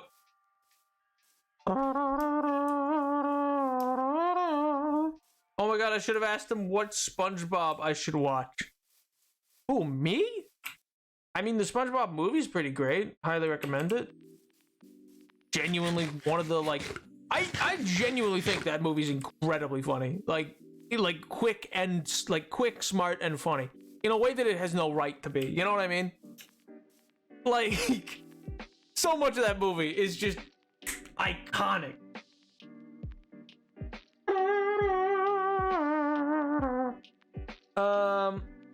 Misspoke. Drag queen. What? I asked all my friends what media they like to consume so I could get into things they enjoy. And I should have asked about SpongeBob. Big brain. Big brain. Well, go watch SpongeBob movie. David Hasselhoff is in it and uses his... And he was a physical prop. He was a boat. We've talked about this before on the stream, and I still can't believe it. They built a massive... Like, I mean, like, full-sized, you and I could sit in it and take it into the water. David Hasselhoff as a boat. It's crazy. One of my favorite facts about that movie. Like, a lot of production for that movie was wild, but like that is just some of the most insane things. Like the like just the sheer gall of them to make David Hasselhoff into a physically like full-sized boat is awesome. Someone bought the David Hasselhoff boat, didn't they? Yeah, they did. Somebody takes it out into a marina in I think Miami once or twice a year. It's crazy. You just see David Hasselhoff go with it. Like, What an insane prop to build. It's kind of like, I don't know. I like some things I think, yes, it makes sense for CG, and I'm not like a purist who's like, everything should be physical effects. But one of the greatest effects of recent memory that I think doesn't get nearly enough credit is for those of you who have seen the Harry Potter movies or whatever, there's a big spider in it, a big massive spider that talks, and like Aragog or Aragon or something like that. Anyway, it's a full working animatronic, like it's a full on animatronic, like the mouth move, like it is a fully built animatronic, and it is crazy. It is so well made. I know about this from I was watching a documentary on various physical props that were made for movies a couple months back, and I remember that was one that like just sent me into the stratosphere. Like, it is so insanely well made.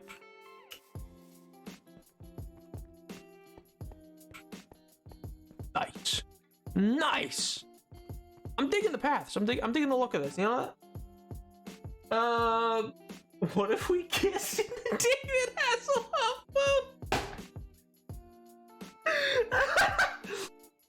And if a David Hasselhoff hit the two of us. Oh my god. Awesome. I'm so irate. I should be snuggled up in bed, but I had to stay up to do my darn good for nothing sister's laundry because she didn't dry her uniform and has exams tomorrow. Not the prospector talk, not the rootin' tootin' bash shooting prospector. My darn good for nothing rapscallion of a sister. Oh, that's awesome. I mean, that sucks. Like L, big Sag, but ooh. I'd like to take someone on a date on the David Hasselhoff boat. Yeah, you think he rents it out? Do you think the guy who owns the full-sized David Hasselhoff boat made for the SpongeBob movie, you think that he rents it out, lets couples take it out for a romantic, you know how there's like gondola rides in Venice where the guy's going by like, so this is the night and a beautiful night. You think there's a guy who does that, but with David Hasselhoff's full-size, life-size boat of himself? I hope so. If there is goodness in this world, he would. If there's goodness to be found within this world, he would do it. If he wasn't a coward, you know? I hope he does. My faith in humanity skyrockets if that's the case.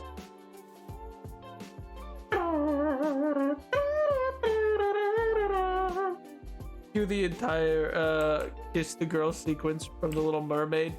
But they're in the Hoff boat. I love that you call it the Hoff boat. That just reminds me of Jimmy Hoffa. They're just in a Jimmy Hoffa boat. Oh man. Great reference, Nap. Good, you know, the kids love references to famously disappeared union boss Jimmy Hoffa of the 1960s. Yup. That's that one clicks. That one gets that one. The youth love Jimmy Hoffa and references to him. It's true. Nobody wants to admit it. Actually, you know what? Maybe they do. True crime's big, right? There's people who like true crime. So maybe do you guys know who Jimmy Hoffa is? Am I speaking about somebody that nobody like? None of you understands what I'm talking about? David Hasselhoff's nickname is the Hoff King. I have never in my life heard this man referred to as the Hoff King. Gosh darn it, Grandpa's rambling again. Get his meds. Get an orderly. And there was this man, Jimmy Hoffa. He helped the Kennedys get elected, but then was backstabbed, you see, by the mafia and Bobby Kennedy. Yes, they had a long-standing issue. Him and Bobby Kennedy did not get along. You see? Oh my god. Sure thing, Nap. Sure thing. Yeah. All right. Can somebody get me 20 cc's? Stat! Guy needs to go down for his nap. Oh, man.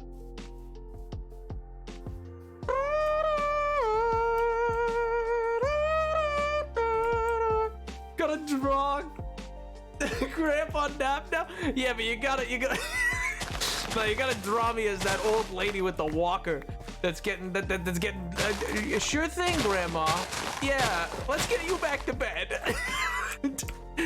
Back in my day, there was, well, I'll tell you what, back in my day, there was a man by the name of Jimmy Hoffa. Yes, it was the best of times, it was the worst of times. Back in my day, you see, ice cream was sold in little cups known as penny licks. Hey, there was no such thing as ice cream cones, of course. No, you had a little glass bowl, and you paid a penny to lick ice cream out of it. But then you returned it, and they weren't washed, and so it really helped spread cholera throughout London. Yes, it was crazy times back then, of course, yes. Oh, man.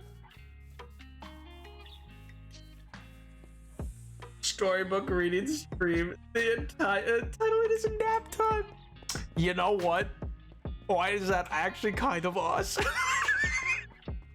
Yeah, it has to be a picture book though. It has to be like a silly little picture book. We'll It's just me playing any story-based video game where I have to like read the text. And then I just always do stupid voices.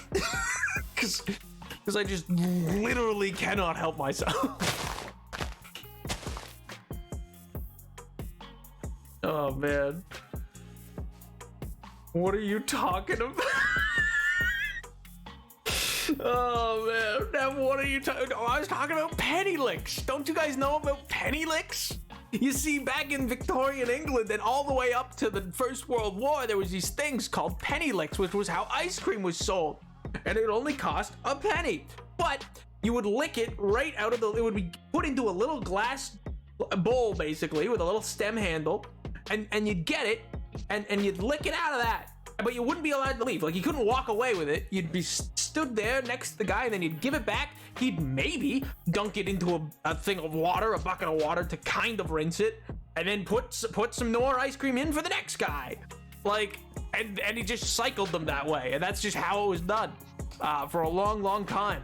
And that is attributed with having promoted spread of illness and particularly cholera throughout London.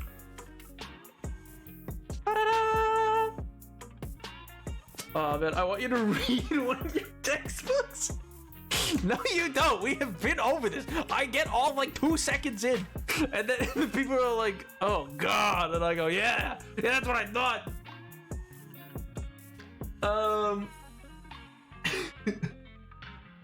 Remember the homework stream with Hank Green? Good time. I mean, I enjoyed it. I enjoyed talking about Hank Green. That was a really listen, I just needed people to understand that important thing. There's way too much doom and gloom in the world, man. And if I could take 20 minutes of a stream to be like, no, please, guys, you don't understand. There's been actually important legislation passed that is actually gonna help fight climate change. It's like a big deal. And it's actually like it's passed, it's happening. It's not just like a people talking about it type deal. So if I had the chance, I was gonna tell people about it. Oh, everything's too depressing otherwise. I have literally never had a bad idea. I don't know why you're shocked. I did actually know about penny licks, funnily enough. My net is full of those weird historical facts. Me, I'm the Nana. Me. I'll pull off a mask like a Scooby-Doo villain. Oh man, Hank Green was a special guest on stream. No, I played a video of him oh my god. Yeah, I got Hank Green, who clearly knows who I am. Hank Green, fully aware of who I, Napoleon VII, am. Yes. I think, I don't know, The most no, that's not it. Never mind. I was gonna say the most famous people who've ever interacted with my TikTok stuff, and I was like, no, that's just a stupid topic. That's just dumb. Do I want to add Lilac? Maybe. I think I maybe want to add them like out here, like in the actual pathway. I heard spreading misinformation of new viewers. Yeah, I know you do. It's a pastime of a great many members of this chat that I wish they wouldn't partake in. I'm joking. It's fine. It's funny. Oh, man.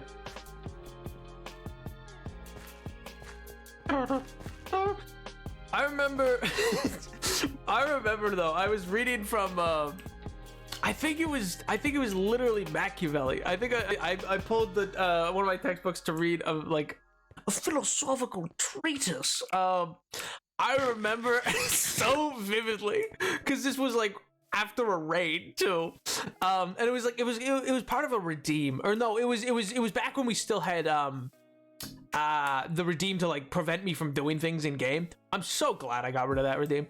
Like it was used a lot, but like it just sucked. It was a redeem of like, oh yeah, no movement, you can't move anymore. That's of course the literal final chest I look in. My God, what a time to be alive. What a time. Anyway, though, but yeah, that redeem, what a terrible redeem. Yeah, I know, right? But anyway, so that redeem, especially because people would always do it the instant like a raid happened, and so like new people would be here, and they'd be like, now I can't do anything.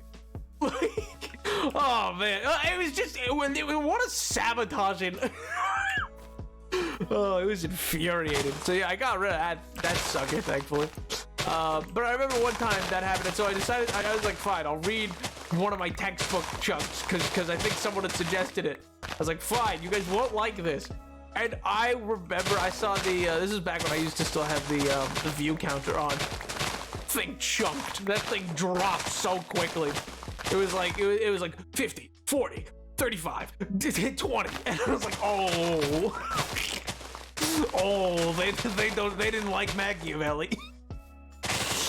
Strangely enough, these people are from this raid, not big fans. Not big fans of the prince for some reason. I don't know why. It's such an interesting treatise. Oh God. What a time to be alive.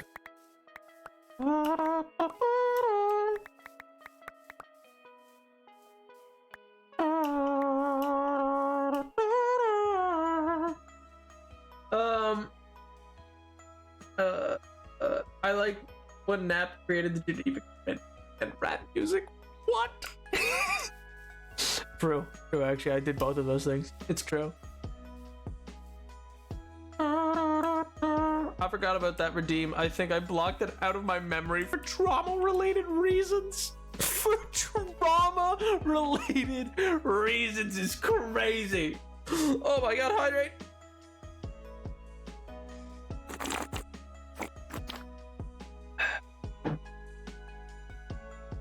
Speaking of callbacks, though, the like, but actually bonkers. That not that I want to make it a topic or anything, just that like actually bonkers. Certain someone swung into the Discord over the weekend. That was a throwback and a half, man. That was crazy. I hope they're doing well. I hope they're doing as well as they can. But yeah. What was I gonna say? There's something.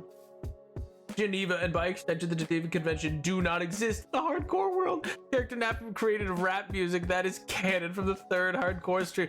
True. That is true. I canonically am the inventor of it in this world. Yes. But of course, yeah. Well, who else would be? You know, I mean, why'd that happen? Was it because I spoke fast in TikToks? Is that what it was? I feel like that's where that sparked. Because I don't know where else it could have come from. Geneva Convention drag queen. What does that mean? Is there a drag queen with the name Geneva Convention and I just don't know that? Is this a reference that I am just unable to understand?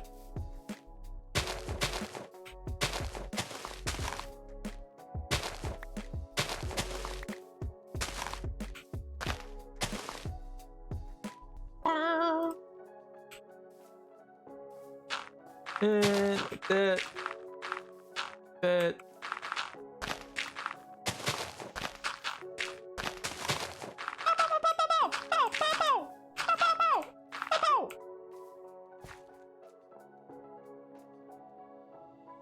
I don't remember the reasons. Fake fan.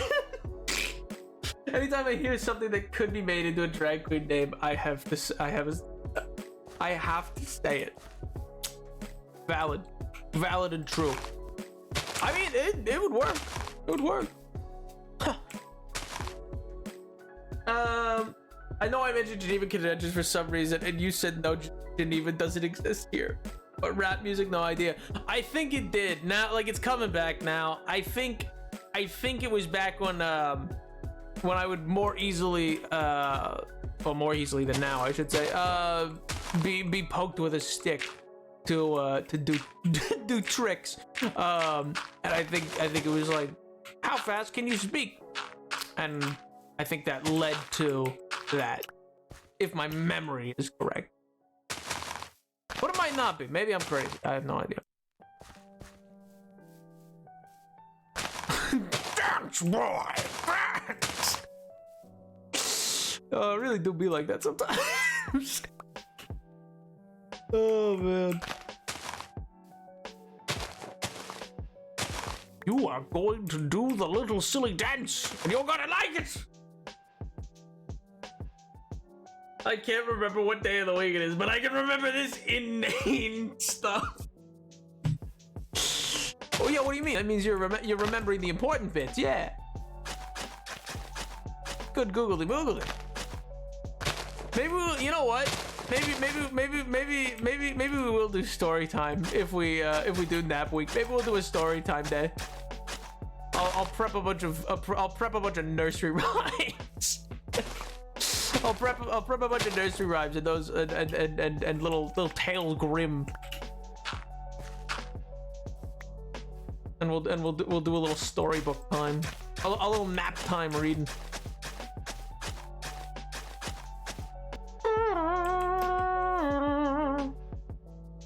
Respectfully, you were so lucky I was not part of this community during that era because I would have, with peace and kindness, exploited it. Rube was like, oh man, can you go back to that? Can you go back? Can you be more suggestible again? Oh man. I'm happy. I will say I am happy. I don't think I ever got to a stage in content creation, and I've never, and I don't think I ever will, of being fully beholden to this chat. Like, I've known people who are like very like at the whim of their chat, and I always feel like it's never gonna work out well for them in the end. You know what I mean?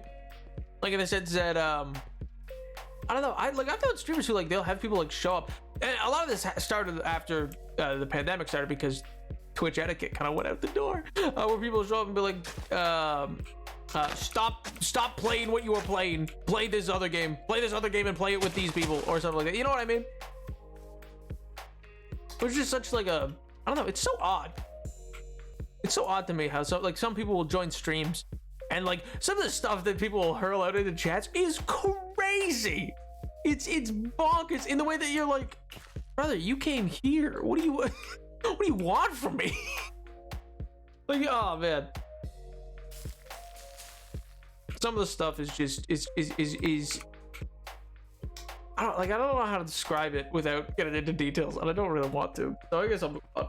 Yeah, a streamer my sister watches lets people do that if they don't have $500, and sometimes it does happen. I mean, don't get me wrong. If someone donated money, all bets are off. Hey, I ain't doing that unless it's for a sub goal. is a statement that rings true in any streamer's community. I won't do that unless it's for a sub goal. Oh man. Outer Wilds. Dance Boy Dance. Oh, well, gotta change the game now, guys. I gotta change the whole 25-bit swoop. Gotta change the game. Oh man. No, even better. Recite the driest stuff ever, like legal documents. What do you think my textbooks are? It was like Doug who built their entire channel around stuff like chat play. Don't get me wrong. What I'm talking about isn't like chat play type stuff. What I mean is I don't know how like some people who will come into stream and some people's streams will be like, this is boring. Play a different game. Or they'll they'll come in and be like, oh, this is lame. I'm leaving.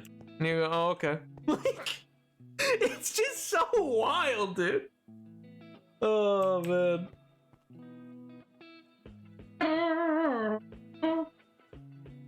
Remind me of the babe? What babe? The babe with the power? What? Hit 1999 movie? Babe Pig in the City?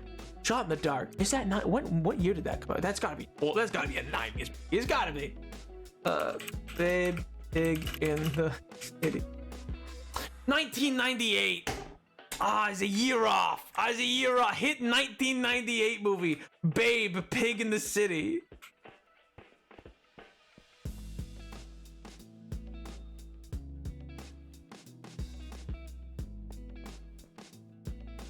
It's Labyrinth Nap? Oh, I don't think I've ever seen Labyrinth, I'll be real.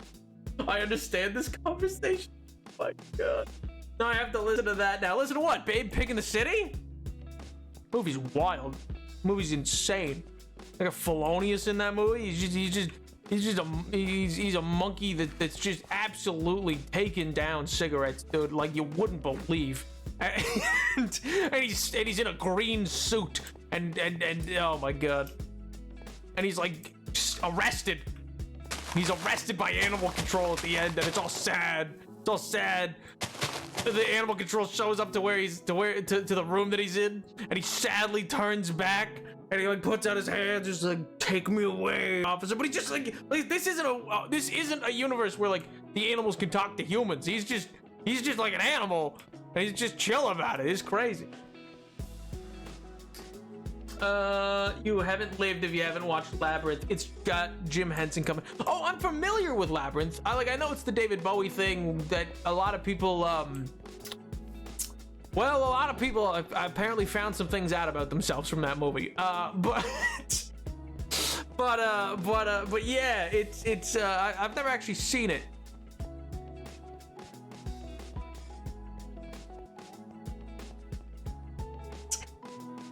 Yes, I've heard about his pants. I've heard about David Bowie's pants. David Bowie is very memorable. I prefer Dark Crystal, which is another Jim Henson movie that I think, fun fact, nearly bankrupted the Muppets. Southern Features is crazy. That is a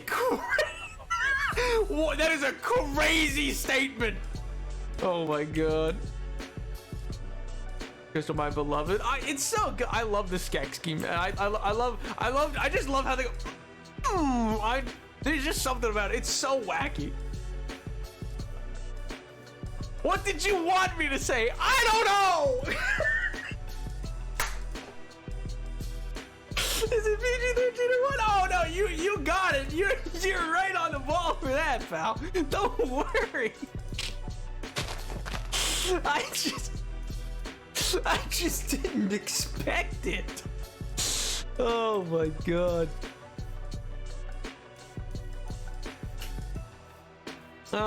You know what? This should actually probably curve a little bit earlier.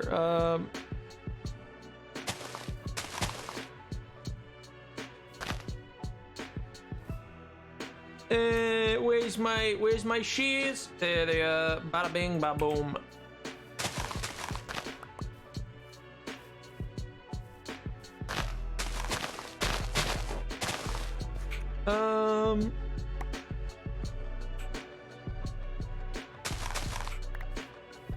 Perfect.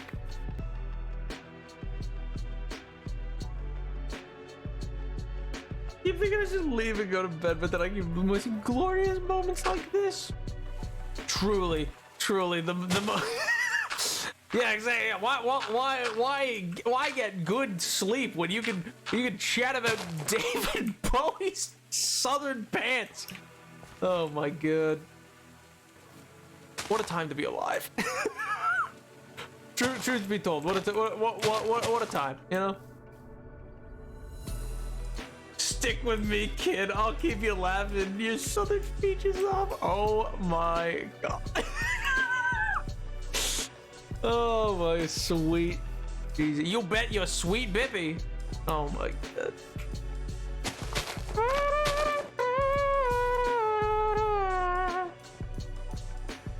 I can see how this would make a kid realize. Oh my god. MJ! I'm just like, Alright, I get it. Oh man. It's hard being the funniest person alive, but I take my work seriously. Oh yeah, and the most humble too. That's the crazy part about it as well. Is it's not only the funniest, but just the most humble. And yeah, truth be told, that's the craziest part of it. Did I mention also gorgeous? Yeah, exactly. You get it. 80-20 on gal versus guy, but there are definitely some guys. Well, I mean, David Bowie's also known for his androgyny, isn't he? I don't know if he's. I think he did specifically identify as male, I believe. I think, was he the first person? Was he the first openly bisexual, like, mainstream celebrity? Open to the public, I should say. Not like there weren't others that would be that way. But I feel like he has that title in quote unquote history. Bisexual can identify as whatever he wants. Based. I just like how he says. There's this great clip of him that's like before memes exist. He's talking about a meme school, and I don't know what in God's name he's getting at. I don't know if this man was Nostradamus and just like saw the future in bits and chunks. But dude's like trying to sell this like reporter on the idea of like getting big on memes. He's like, gotta be big into meme school, man. It's gonna be big. And it's like decades before memes become a thing. So I have no idea what he means when he's talking about it, but I love it.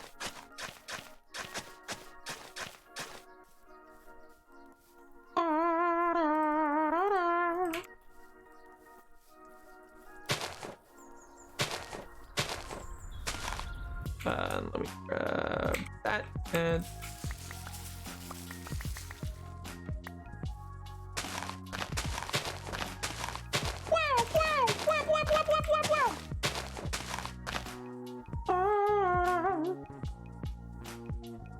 I find women far more beautiful than men, but not in an attraction.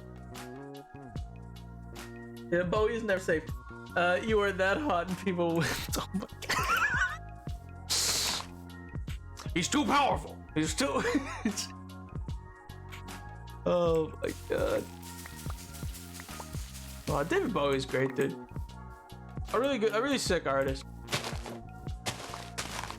I'm a big fan of his cause he'd present himself in a way of like he'd have eras basically, like where he'd be different quote unquote people as his performing act. Like there's this period as David Bowie, there's this period as Ziggy Stardust. And I find stuff like that really, really interesting. You know what I mean? I'm unfortunately all in on and it's my fatal flaw. Oh my god. I know, okay?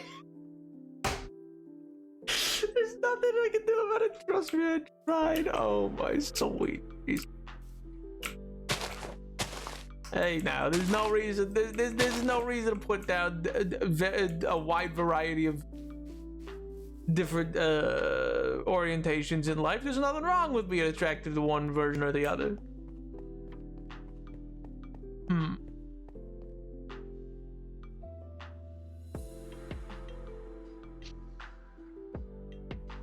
How did I get the thing? Oh my god. But men evil. Ouch. Oh, you wound me.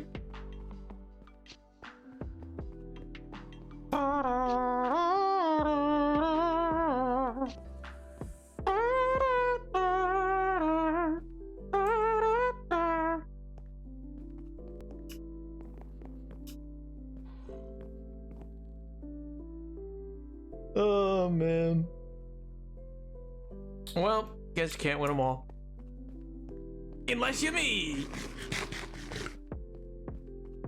Going all men except President is great, not gonna lie. Yeah, I feel like that kind of creates a dichotomy that doesn't uplift in the way that it might feel like it does off the surface. I mean, fictitious, of course. I know. I don't think anybody's out here actually being /gen on hence why I said ouch. And oh, dagger to my heart. I mean, maybe you do think that is just how I reply to situations.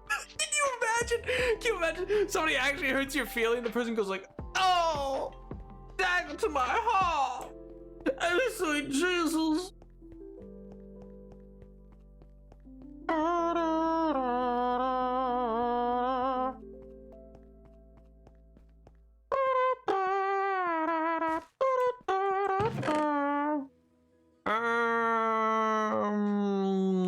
Okay, there's some flowers. I got some leaves. There's some dirt. Is there any more dirt? More dirt? Anywhere? Please? A little bit? Just a small bit? Just a smidge? A little bit of dirt just for me? That would be lovely.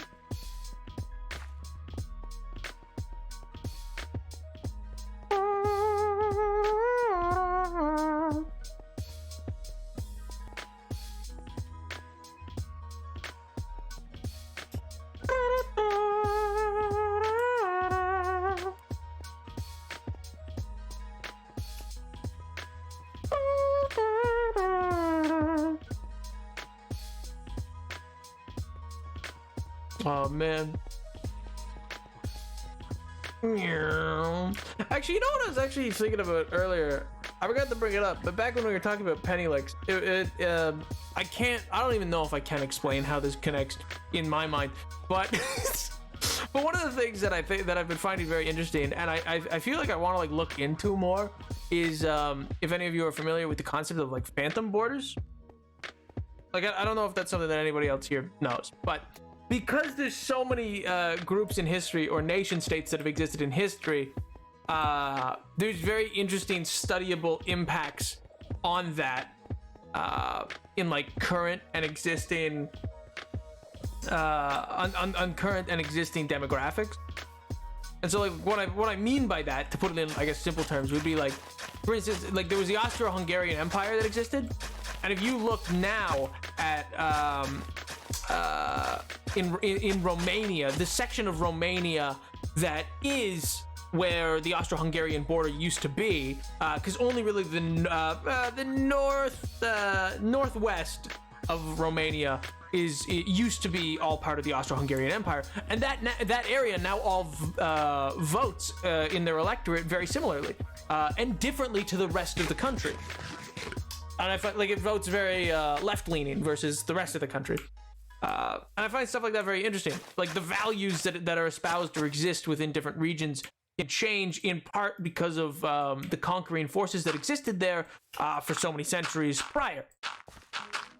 and I mean that exists in lots of places, like even in areas in like Germany and stuff like that, places that used to be like the Kingdom of Bavaria and the Kingdom of Prussia and the like. These regions, they vote differently than other parts of their nation, and a lot of that is speculated to be because of their existing history is different. Basically, they have a genuine different cultural background and history that informs the conscience of the collective, the collective conscience, I should say, of the people in the region. I think that stuff's super fascinating. It's a concept of phantom borders, so it's borders that no longer exist, obviously. Haven't for a long time. The Austro-Hungarian Empire fell at the end of World War One. For those that are not familiar, that was the Habsburgs, if you've ever heard that name. And they kind of collapsed in on themselves. But yeah, so the impact of those things, it's most notable in Europe. It is also, though, quite notable still in areas like within Africa due to colonial impacts and the like. Same with regions in like like modern day Indochina and stuff like that, where you have Vietnam and Cambodia and Laos and the like. But I think one of the other interesting aspects of that is more or less how that impact of those phantom borders changes not only the cultural identity but the mythology effectively of the region. Fascinating napkin night, everyone. Night, that man. But yeah, anyway, I find that stuff super interesting. I think it's like a really neat subject matter that deserves some more attention, but I highly recommend you explore what existed in your own region in the past. That's right. I'm giving you homework. I'm giving you homework. Go look up past ruling civilizations of your region and see how that impacts the current modern day. Baba booey.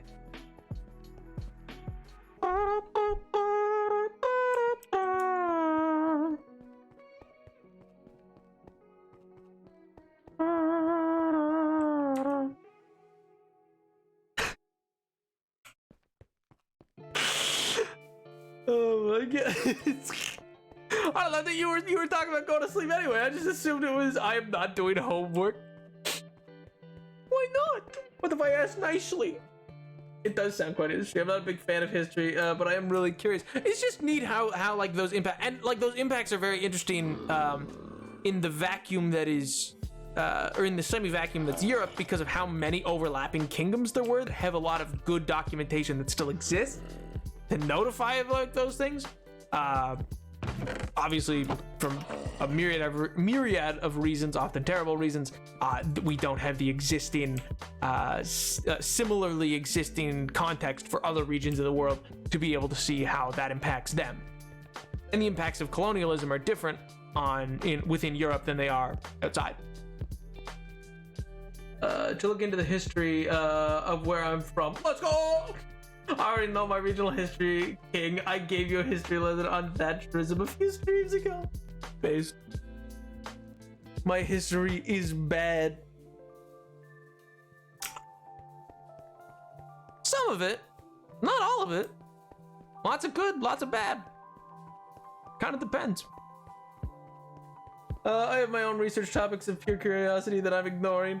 I'm not adding to the pile. Does Canada have phantom borders? Yeah, actually, Canada's famous would be a famous case of phantom borders, particularly because it has its phantom borders are actually arguably ones that currently still exist, because it has one of its provinces is formerly New France. Like one of its provincial powers is still the former New France colony established. And what's interesting about it is it also the phantom borders of this are part of why Canadian French is actually very different from France French today.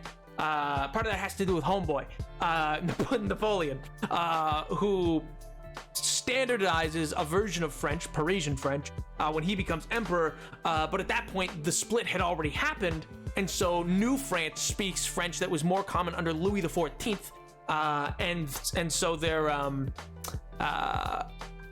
their language and what is the focus in some cases. And one of the easiest test cases of this is kind of well, some not so lovely terms that can be used, meaning not bad words, curse words and the like.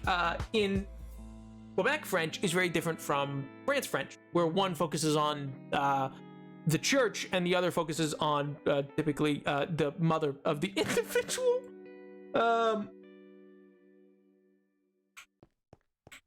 But yeah, it like, so it's a very interesting test case where like that became part of its founding documents, I believe, though, as well. Where because one of the difference between the States and Canada is that the States is a union, whereas Canada is a confederacy. Which sounds like splitting hairs, and it kind of is, but it's not at the same time. They're very different. So the Federation of Canada is actually very much in existence of like it accepts inherently the idea that multi-nations exist, multiple quote unquote nations, because nations are different from countries and countries are different from states. Not states as in like Florida, we'll go with, not states like that, but states as in like the country state, like the state of Canada and the state of America and the state of Mexico, you know what I mean? Does that make sense? But yeah, so like where Canada inherently accepts the idea that multiple nations exist within it, its original treatises only really acknowledged 2, but it's thankfully moving towards a place where I believe now it's starting to acknowledge 3+, meaning that it has added to some of its documents to recognize the idea that a third nation exists within it, which is native groups. But yeah, I opened the second tab of Napstream. It's just pounding through your head, just the voices. I would argue that even more important to learn about the bad side of your history, lest you be susceptible to whitewashing. That is very true. That is incredibly true. I think it's important to know it for a lot of reasons, not the least of which is, if you don't know it, you're doomed to repeat it. Do you refer to Napoleon as homeboy in front of your professors? Wouldn't you like to know? I refuse to acknowledge that. I refuse. I reject your question. I reject your question. I read old French documents, and it was much more written in Quebec French than France French. Yeah, and that's just because the French was standardized under Napoleon. But what's additionally interesting to that as well is a lot of people don't realize how powerful France was due to smear campaigns that occurred largely, actually, not post World War II, but occurred in the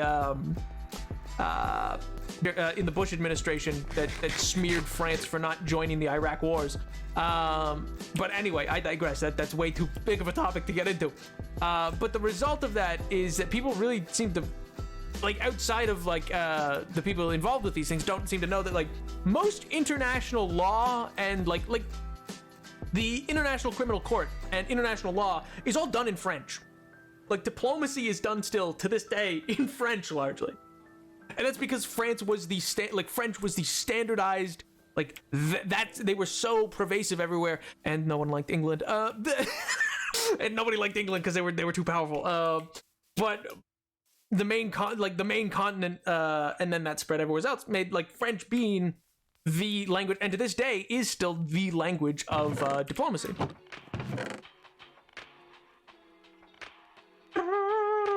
Double the nap, double the ramble.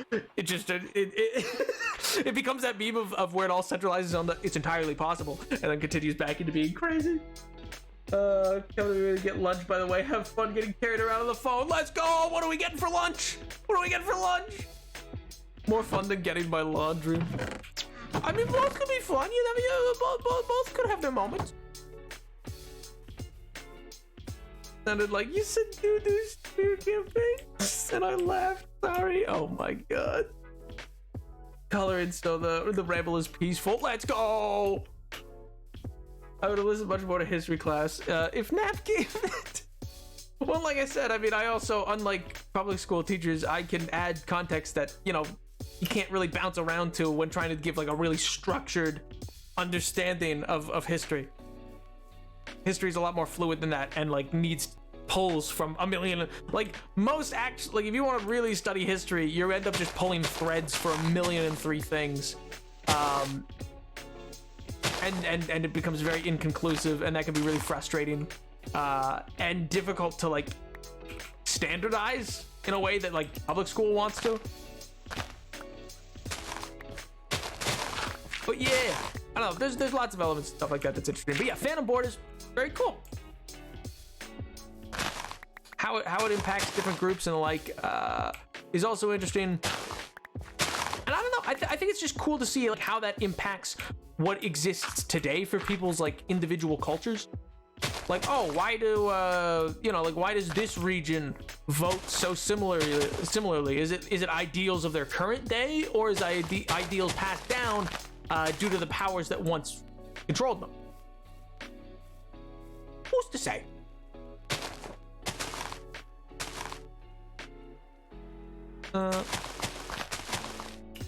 There we go. All right, sick. Because yeah, I think Ray, like here, I'm gonna do a statue. Is that probably that seems like a good idea. Throw that down. Yeah, make this into that. And babooey.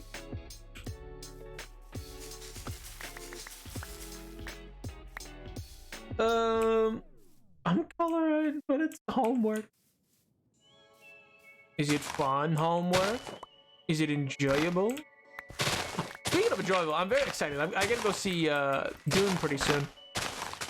Which, oh man, I'm such a big fan for Dune. Like, Dune is such a great series in the way that it's like it's that really like old-fashioned sci-fi that just like is admittedly dense for anybody who's like not willing to be a nerd held up in their room in like 1962, unable to do anything else and be distracted by like video games. Like it's that real dense type of sci-fi that's just a lot to get into. Like it's so elaborate, and part of that's because the author for Dune is actually a very poor writer, in the sense that he breaks a lot of conventions of writing, and a lot of that's because he by trade was a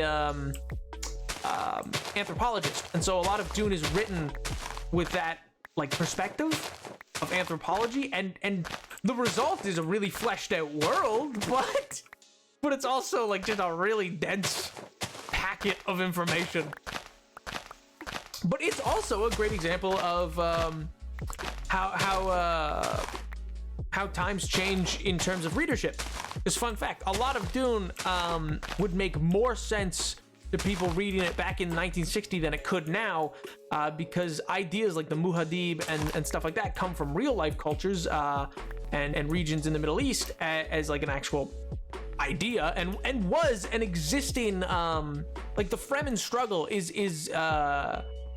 in some ways, not entirely. It would be unfair to call it like a one-for-one rip at all, but it is semi-inspired by some of the struggles that occurred within the Ottoman Empire.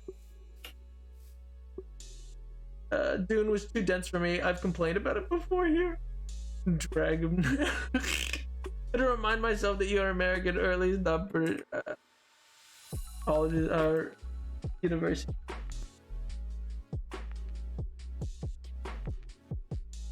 I'm British. What do you mean? I did. You mean my apologies, MJ? MJ! Do not be fooled. They are lying.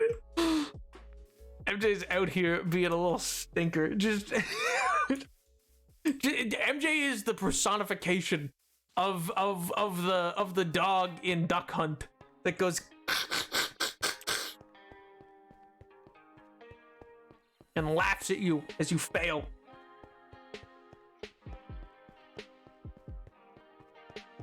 I'm being bamboozled. I do not appreciate it. Really, just seems like something that most people would be super appreciative of. Waterloo could escape if I wanted to. Don't you think you can throw ABBA lyrics out here? MJ is a very low-key coded person. Based. It's the green text for the name, clearly. It's yeah, I see it. It's the green text, yeah. Of course. Oh man.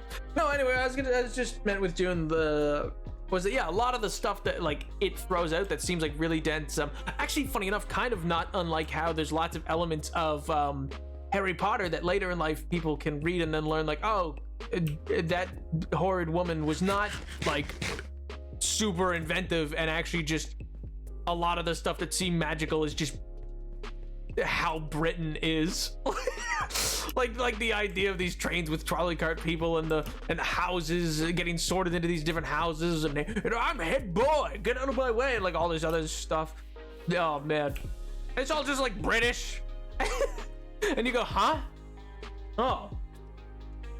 But and so similarly, a lot of stuff in Dune is related to like what was actually just going on at the time, or within the last 50 years prior to Dune's creation, within real life imperial and struggles for power.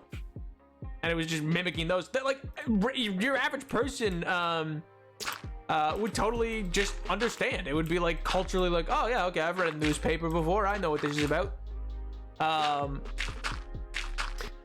But additionally, like one of the cool things is because I think it even references there was a phrase that became very big amongst which I think is used by the Harkonnens in the book.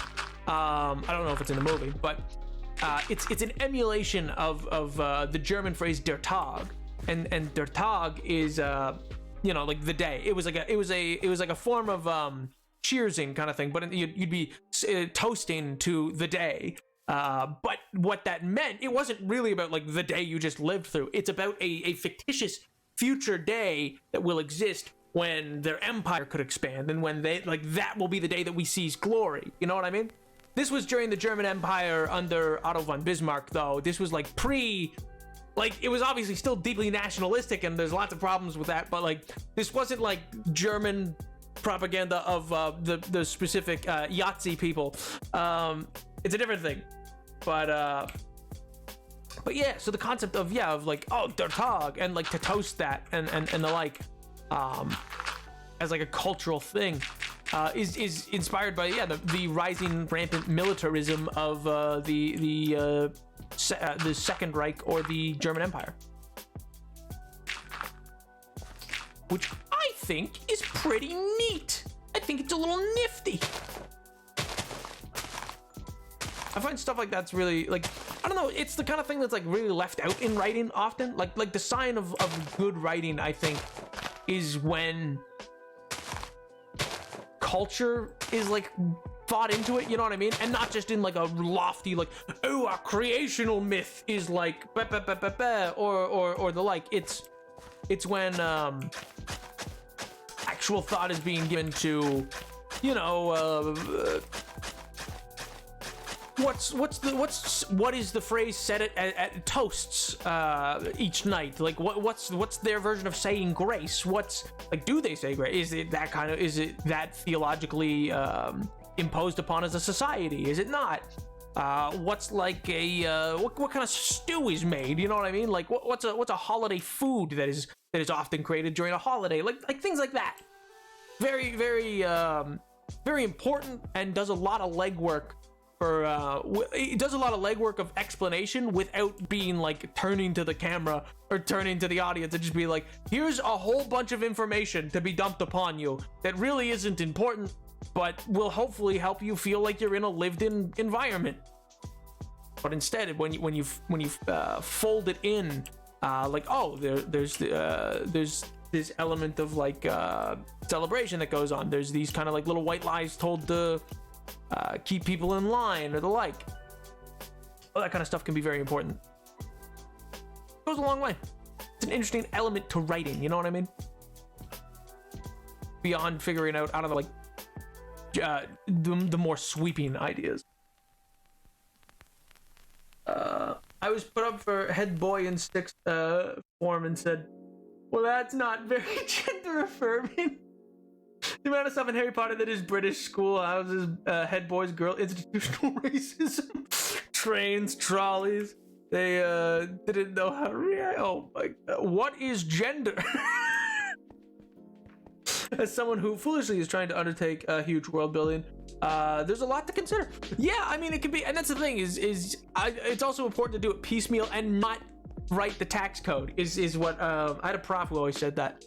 They said, okay, you're not looking to write tax code, okay?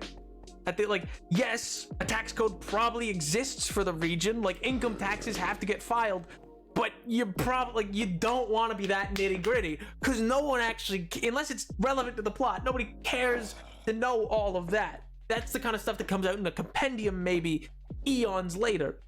But it's like everything but the tax code is an interesting way of framing it, where it's like, yeah, you want to have really culturally relevant things, but you don't want to get bogged down in bureaucracy unless that is the theme of the book, and the highlighting of bureaucratic, highlighting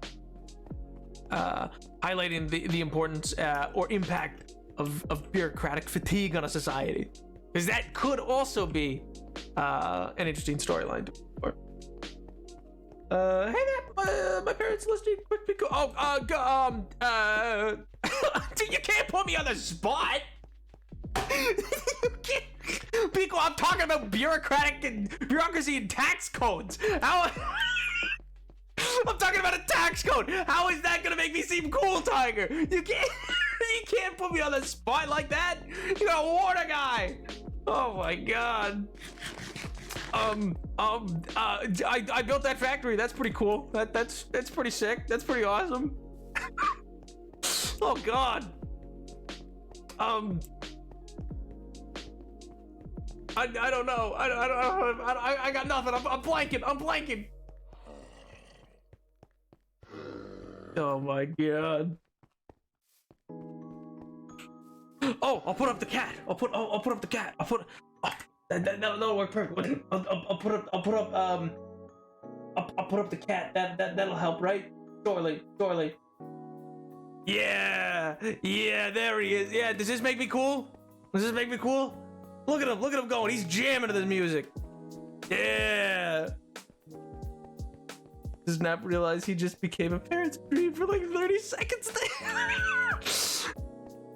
Oh yeah, talking about tax codes and bureaucratic fatigue in a society. That's the dream. That's the dream. Everybody's like, oh yeah, he's going far.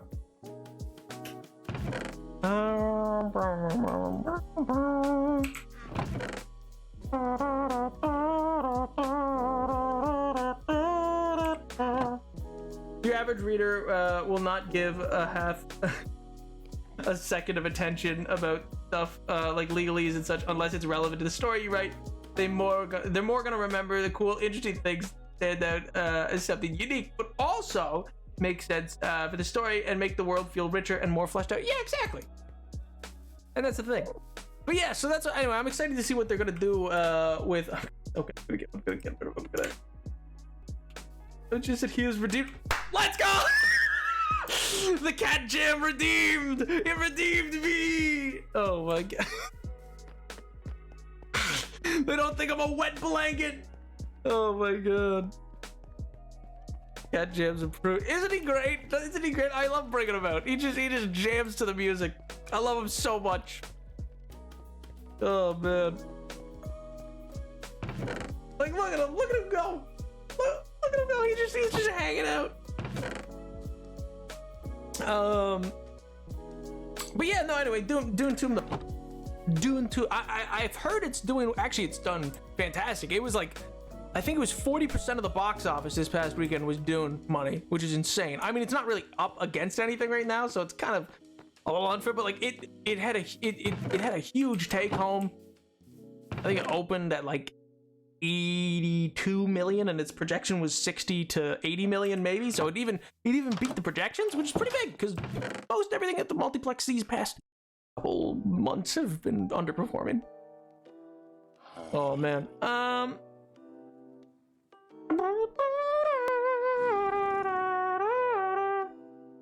Why would we call you stuff? Oh god. Tiger, you said you were gonna help me make me look cool. You were gonna help me make cool. Oh my god.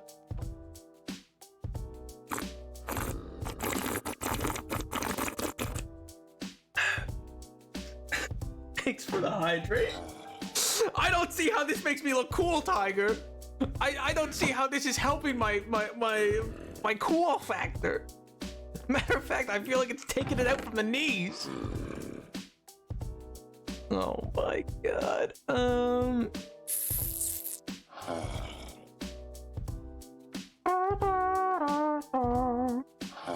Alright, I'm gonna dump some stuff. I'm gonna run to the nether.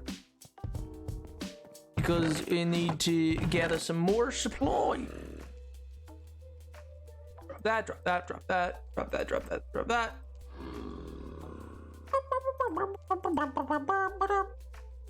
And okay, and then this one, that there, that there, that there, that there.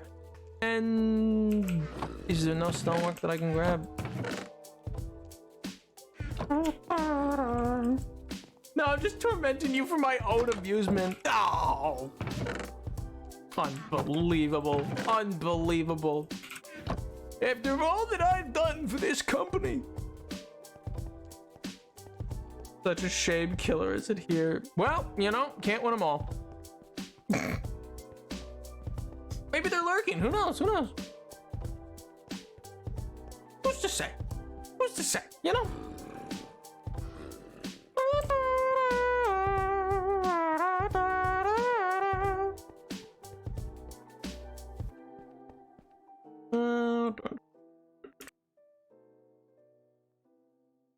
I'm not gonna tell them if you tell.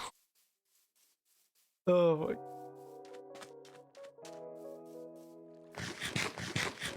I think Killer was more interested for the for if there was gonna be any lore revolving around the Nether. But you know, that wasn't planned for today. Oh man. Actually, I was gonna ask, are there any movies that you guys are like actually genuinely excited for this year? Like I'm excited for Dune 2, but beyond that, I'd have to take a look. I can't remember what exactly is coming out. I guess the slate's all messed up now because a lot of movies that were announced can no longer really come out because the strike delayed so many of them and shifted things around so much.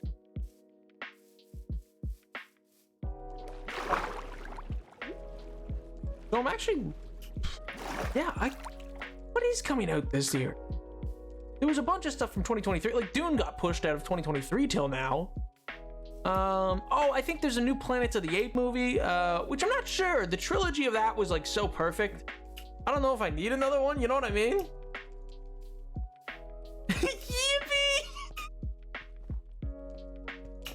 Dude came back in swinging with the yippee!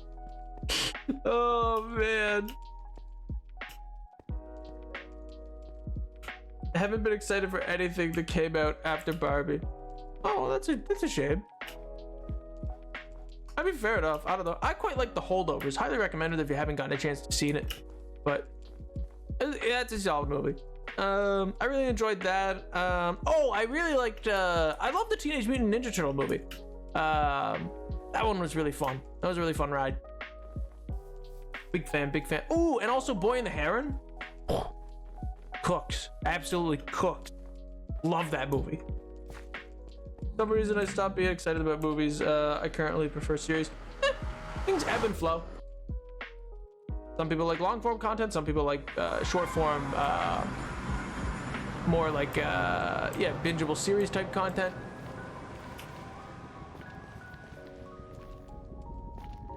I was gonna say the what was I gonna say? Oh, Shogun, that's it. Yeah, there's a new series that's out on like Disney Plus or whatever. I think it's technically a Showtime series called Shogun. That it's pretty good. I like its first episode. It's got some brutal stuff in it. My God, it's a lot. But it's pretty fun. It's set in the Sengoku period. I think it's fictitious. I believe it's meant to be fictitious about it. I believe it's based on a book of the same name, actually. A fiction book, or a historical fiction book, called Shogun as well. But the interesting element of that is that, yeah, it's during a really interesting time in like Japan's history. So I'm curious as to where they'll go with it.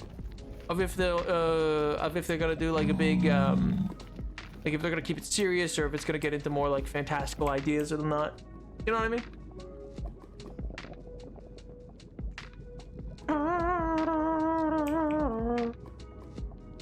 I'm trying to get my mom into Hulu, like the platform, which I can say, which I can then binge for like 5 hours straight. That is more fun than watching movies. Yeah, fair enough. Why not ask this question? Nap, who is your favorite turtle? Who do you think? Who do you think? I need to know. I need to know. I need to know. Shogun. Oh, is it also on Hulu?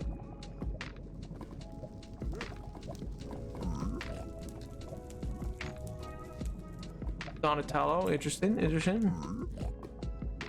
I'm waiting for all bets to be in before I say anything. You know, I'm waiting for all. Donnie for sure. Interesting. Intriguing. Any other guesses?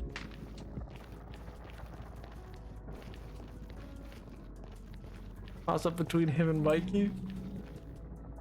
Well, your second guess would be right because it's Mikey, dude. It's Michelangelo. He's sick, man. I love him. he's always been my favorite turtle, dude. I love Michelangelo. Oh man, dude's sick. Dude's got the nunchucks. Dude's got the skateboard. I adore him. He's great. Donnie's cool. Don't get me wrong. Donnie's cool, but he's just not Michelangelo. You know? Like, guess mine. Leonardo is my guess. I like crime-solving series, like the ones that solve crimes in one episode, but also long form is interesting, but it has to be well made. Fargo's a good movie for that, but yeah. Oh, so, are you a big fan? What was that series that had Matthew McConaughey in it? Like it was like pretty early on in his career, I feel like.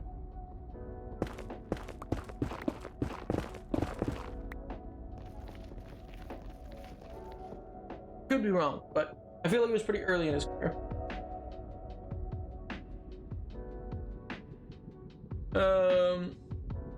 Loud incorrect buzz. Is it Raph? Raph is mine if anyone cares. Ooh. See, Raph's cool, and I feel like I didn't click with him early, like when I was watching the show, like growing up kind of thing. And I think it's because he was cool. I feel like he was too cool, and I was like, he's no fun. He's not. Oh, he's no fun. He doesn't know how to cut loose. But he is such a sick character, dude. It is Raph.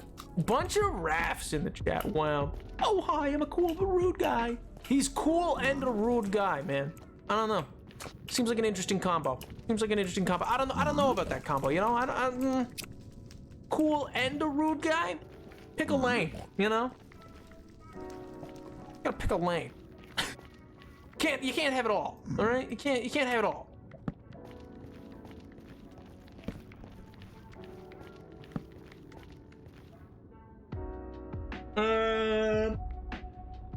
Nap, did you ever listen to the podcast I sent you? I have not gotten a chance to listen to it, no, but it is in my queue. I find podcasts are just one of those things where like I have such trouble like getting the time to listen to them. You know what I mean? Because like if I'm going anywhere, I'm typically just listening to music, and I don't like, because you know I'm not on Wi-Fi and I don't have data.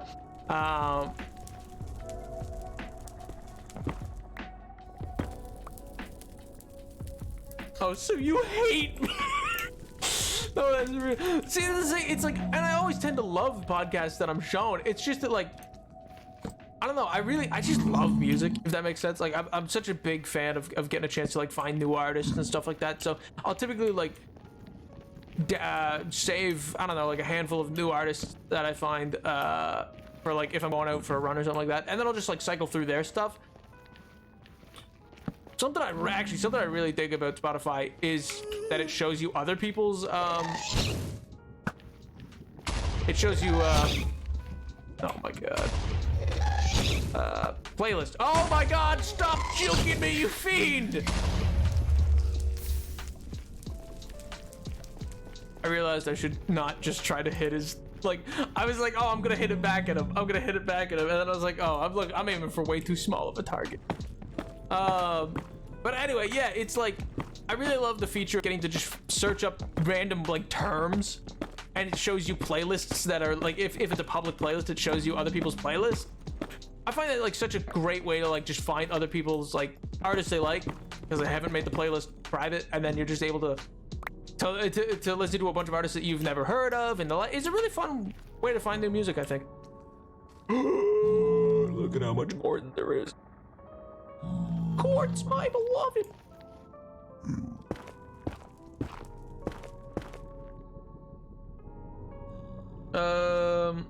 The podcast just grabbed me a lot, but I get the music vibe. The one was just so strong. I listen to podcasts when I have really boring tasks to do. See, the only time I listen to podcasts is when like I'm cooking, and it's like something I already know, like I've cooked a million times, so I don't have to worry about anything else. And then I'm always just catching up on like, because there's technically there are two podcasts that I do listen to, which is just Chuckle Sandwich and Critical Role to a lesser extent. These days, I've not really, I don't know, I never really clicked with its third campaign for whatever reason, as much as I did with its first and second. But anyway, yeah, so I just already like, I tend to be catching up on those anyway, but I will like, it is in a queue. I will get to it. Okay, there is lava there. All right, good to know. Good. That got so bright so fast. There's quite obviously just lava chilling under the surface. Okay, good to know. This place is trying to kill me. I've returned from lunch. Welcome back to you. Or I guess we were in the phone in the pocket, weren't we? Of course. You have to spy on people, sort of. It's fun. I mean, I don't really think of it as spying, but yeah, I guess in a sense, yeah. I mean, I don't know the people, so it's useless information in that context. But yeah, it's basically a peer into like other people's lives and music taste. You know what I mean? I really don't like Spotify for many reasons, but I've been using it a lot to listen to my friend I'm a Normal about. Oh, the friend I'm Normal, the playlist of 2010 poppy peppy music. It's super fun, and I don't mind the shuffle as much because I don't care about what song I hear from the era that much. But if I wanted to listen to my music, I would listen to mine, not mine, and also similar music. Well, yeah, I don't like the new AI shuffle, if that's what you mean. So, he who slanders podcasts so venomally a few streams ago does listen to them. I don't know. There's a difference. What I was slandering a few streams ago was a different type of thing. Yo, thank you so much for the follow, dude. Hola. ¿Cómo estás? But yeah, I was gonna say yeah, what I was talking about before was the people with like, I listen to a comedy podcast and a podcast that's listening that's playing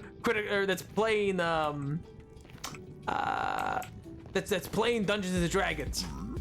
They're not just sitting there people yapping about subjects that they know nothing about, just to get their opinion out there. That's just the most brain dead thing. This is about no one in particular, by the way. This is just a trend of like so many people who are just like, I'm gonna start a podcast. Not like me, where I stream and yap, which is totally different. A totally different situation, you know. It's just entirely different. Not even a little bit similar. Oh God, another kitty. I don't like those guys.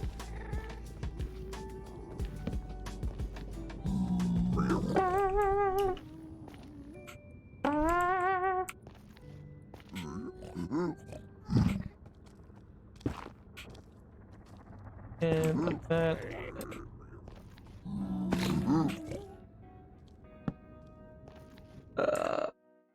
Tiene tú? Sabo Español? You know, speak Spanish? I don't speak Spanish. No, sorry. I can speak a little French, and je suis parlé un petit peu de français, mais Fabien, c'est sûrement pour l'ordre dans le restaurant pour parler de direction. Mais juste français, pas espagnol.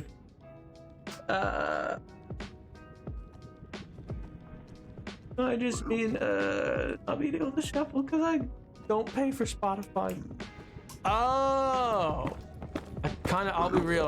I've paid for Spotify for so long. I've kind of just forgot that was like a feature of the non-paid for version that they don't let you shuffle. I kind of just didn't remember.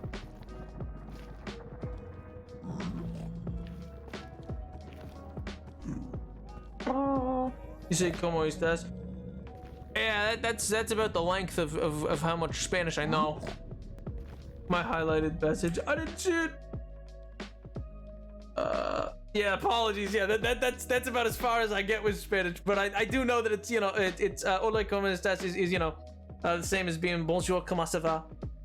Hello, how are you? Who listened to the new 21 Pilots song? I didn't even know there was a new 21 Pilots song. I don't know much about 21 Pilots, I'll be real. It's not really a band that I follow. Outside of like I know some of their hits, obviously. Just because they were everywhere. Didn't they do the music for like the Suicide Squad movie? Was that them? Or am I thinking of somebody else? I think that was them.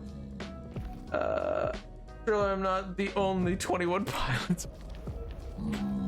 Surely not. Surely, no. I didn't know they made a new song either. Oh, dang, dude, dang.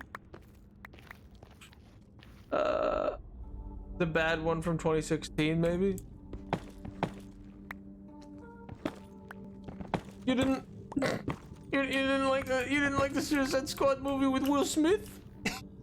And Jonkler? You didn't he's got damaged and it's written in cursive on his forehead.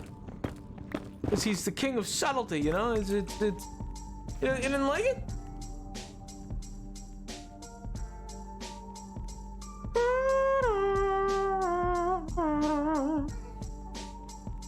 I did one song. I don't follow bands, artists. I just pick and choose songs I like and not necessarily an artist or a band. Yeah, fair enough. It is similar. French is derived from Latin. Yeah, both of them have a lot of similarities between. Same with Italian. The three romantic languages all have a lot of similarities. Not care for Will Smith as an actor. Fair enough. I don't particularly love his. Well, I'm not a fan of his actually at all, but his work tends to be all right. It's a little hit and miss these days, but he's pretty solid. Like in the one movie, the one that ended with the controversy at the Oscars. He was definitely very good in that. Oh, what's the? But then other than that, I really do feel like all the movies that he's really any good in are pretty old at this point. And I'm blanking on their names. Oh my god. There's the one where he's like this last survivor of an apocalypse, and then there's the other one where it's he's a single dad. Those are both pretty good. I'm learning English. Oh, yo, sick. Man, that's a huge undertaking, dude. Well, congratulations. You type it quite well, I can give you that. Everyone go listen to Overcompensated by 21 Pilots, please. Dude's out here just shell it out. Shell it out for free? For free? To 21 Pilots. Golly. Dude's out here advertising. Oh, that's awesome. I understand, 50% you say. Dude, that's really good, man. To like have a solid grasp of like 50%, dude, that's actually huge. Oh, I do need to go up there for more of those. Sorry if you're... No, dude, you don't need to apologize, man. Like I said, you're learning, man. That's part of it. And that's huge. Small indie band, 21 Pilots. My favorite band, they deserve it. Small indie band, genuinely incredible song. Okay, that was pain. Oh man, I'm just giving you a hard time about it, dude. I'm just giving you a hard time about it. I understand. When new when projects come out from people that you like the content of, it's fun to talk about. Similarly, for anybody in the Discord, highly recommend if you're in the media channel, a chat member, chat member Mythic, who like is an incredible artist. Put out their student film and put it in the Discord for people to see. It's amazing. It's so well made, dude. It's one of those levels of being like well made that like I want to throw up. It's so like it's so good. You know what I mean? Oh, it's so sick, dude. I highly recommend you give it a look. Like it's just that good. It's so well made, man. I hope they're so proud of themselves, dude. It's so sick. Old fan favorite, but okay, don't throw in a positive way. Oh my god, I'm being grilled. But I need learning more English. Hey, well, this is a place to do it, dude. That's actually very smart. I'd never considered that. Yeah, I guess going to different like Twitch chats and stuff like that. That'd be a that would be a very good way to like have to engage in a different language. Man, that's so smart. Wait a minute, that's actually genius. That's huge brain. I'm gonna have to go look at after stream. Dude, Path is so sick. Like it's so very sick. It is very well animated. I will vouch.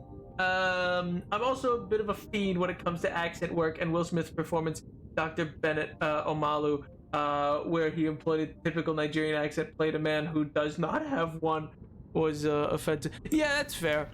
That's fair. That's his like tell the truth one, right? Like for the concussion. Was it Concussion? Is that the movie?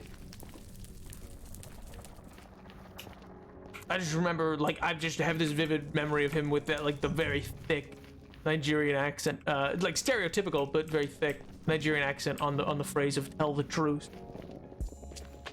My teacher said you need to watch more English speaking with people. Sorry, teacher. Yeah, correct. That makes sense. That makes sense. I mean, yeah, that's what is it called? Is it immersion? Immersive language? It's like when people go and live in like a country that like speaks a foreign language for a little bit, and you're able to. I feel it's something like you're able to learn languages easier by like actually engaging in them versus like the textbook way of learning. Oh man, don't worry about small typos. Yeah, absolutely, dude. You're killing it, man. Like the fact that like I understand exactly what you mean each and every time. Which is huge. My English was better by watching English series and such, even though my dad speaks English. I was a very stubborn child. Okay, but that's kind of based. Like that's just kind of awesome, dude. I was very stubborn. I refuse. Father, I reject your language. Oh man. But anyway, yeah, I can definitely get that though, Ruben. Oh yeah, he's not the most like delicate actor by any stretch of the imagination. Well, I'm blanking on the name of that movie though. Something happiness. Idiot, dumb, stinky, nobody tell killer. Nobody tell killer. Killer doesn't like it when I kill those things. Oh, a little tear. A little tear. As a Latino, because I was stubborn. You know? Oh man. Napoleon VII's chatters are stubborn. No. Say it, so say it, so I'm still. I'm just poking fun, killer. Oh man, Kitty didn't deserve it. He was listen. It was me or him. It was me or him. He was gonna let loose. He was gonna let loose, and I wasn't gonna stand for it. Oh man. We were originally talking about concussion. Yeah, Pursuit of Happiness is I don't know if Nap had a new tangent about the Pursuit of Happiness. Well, it wasn't new. It was just back when I said, like, before we talked about Concussion, where I said it's a lot of his old work that's pretty good. Which was, yeah, and I was trying to remember. It was the one where he's the last man alive on Earth, and then another one is the Pursuit of Happiness. But yeah, I don't know. He's not like crazy good. I feel like it's very hard to get into like Will Smith's acting now too, because I feel like it's very like, which is one of the things about like celebrity culture that's weird, is like it kind of colors the performance a bit. You know what I mean?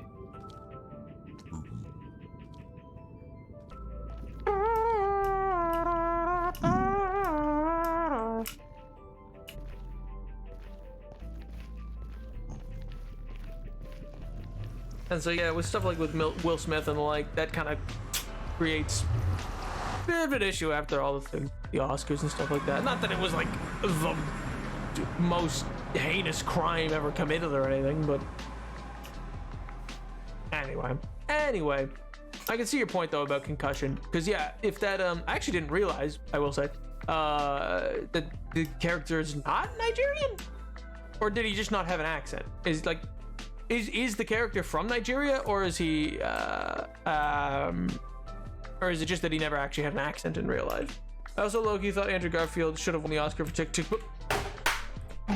Yes, Ruba. I'm sorry. I'm sorry. I take everything back. I listen.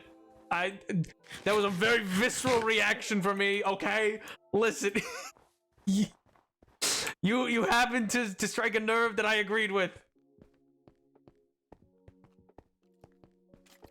I happen to also think that Andrew Garfield should have won that Oscar.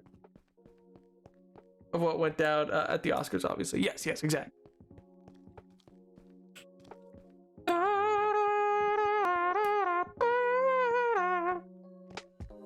Man, Tick Tick Boom was such a, like, just genuinely, it was such a wonderful adaptation. Secret nap trigger word of the day.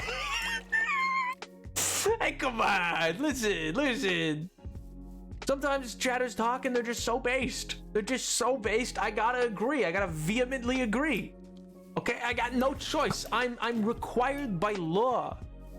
It would be a crime.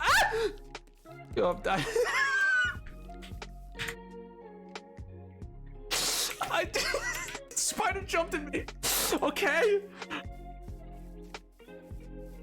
No one say a word. No one say a word. No one say a word. No one say a word. What scream? There was a spider. The spider jumped out at me. Oh my god. The spider jumped out at me, please. Oh my god. Come on.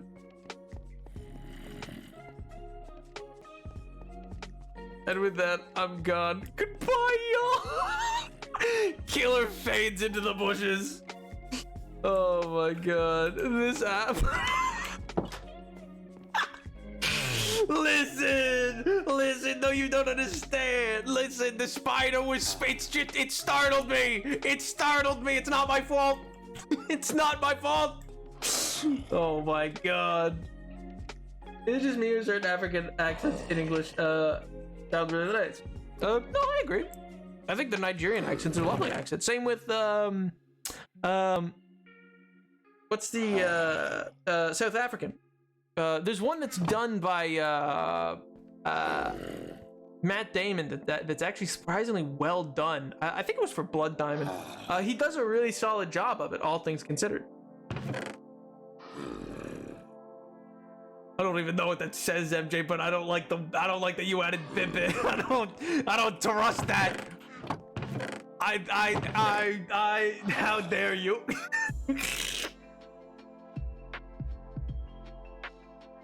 Yeah, I don't like that. And Spider-Man, you scared of hip? I'm not scared. I'm not scared. I'm very brave. I'm very brave, actually. I'm very cool and brave and not spooked in the slightest. I'll have you know. You're scared of Spider-Man? Shut up, MJ. Oh my god. Quit Malden. Quit.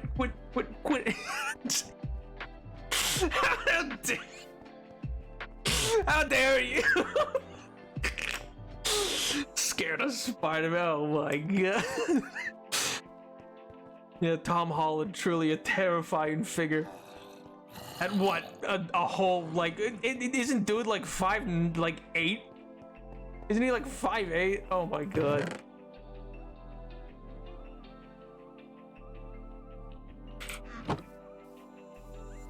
New lore, everyone. Nap is terrified of Spider-Man. Oh my god. We should be scared of Spider-Man. A man with the power to control a spider. What a great, I forget which comic that's in, but yeah, I love that one. Because he's at the bank and he's like, and the guy's like, what are you doing? He's like, I'm summoning all the spiders to come. He's like, that's not what you do. He's like, yeah, it is. How do you know? Haven't you ever heard of Ant-Man? He controls ants, and the guy gives up. The guy's like, well.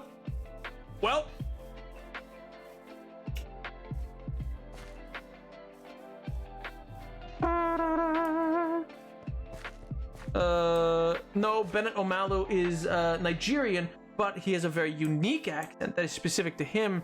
That does not sound like standard Nigerian accent. Oh, is it kind of like the comparison's just that similarly Nelson Mandela had like a very distinct voice. So would it be like giving Nelson Mandela?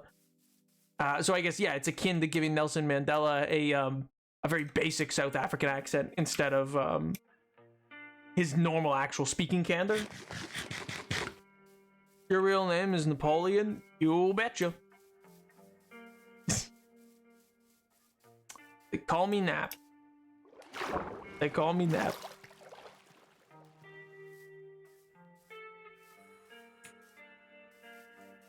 He's just don't ruin this for me, MJ. Oh my god. Yeah, no, my real life name is not. My real life name is not Napoleon, but most people will shorten it to just Nap. To just Nap. But to be short form for it. But yeah, the man is a dork, a dweeb, a general geek. Wow, I've never been so what's the red for dust? No, filth. Red for filth. I've never been so red for filth.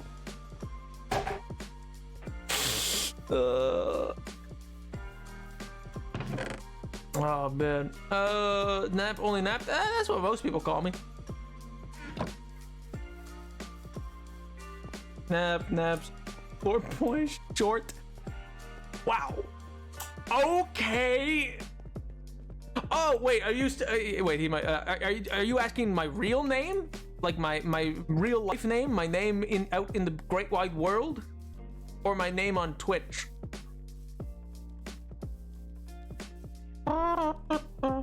Yes. Oh, okay. Yeah. No, Napoleon isn't my like real name, but nobody knows my real name. I choose to remain anonymous, faceless, and anonymous because, well, I some would say paranoid, some, you know, and they would be right, but still.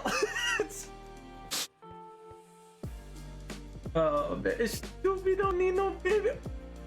MJ, I'm gonna throw you into the sun. Do you understand me? I believe, yes, exactly that. I believe his accent is more specific regional Nigerian accent mixed with some American twang here and there. See, and that would be more interesting accent work as well. I wonder if it was an acting choice or a direction choice. Not that like that's purely. I'm just curious. Always possible. Real name is Nap. I mean, yeah, it is possible. Like, it's possible my real name could be Nap. That's true. But also, it's Twitch, so it's fine to be paranoid. Yeah. Oh, don't get me wrong. I don't feel bad about being paranoid. I am A-okay with being paranoid about these things.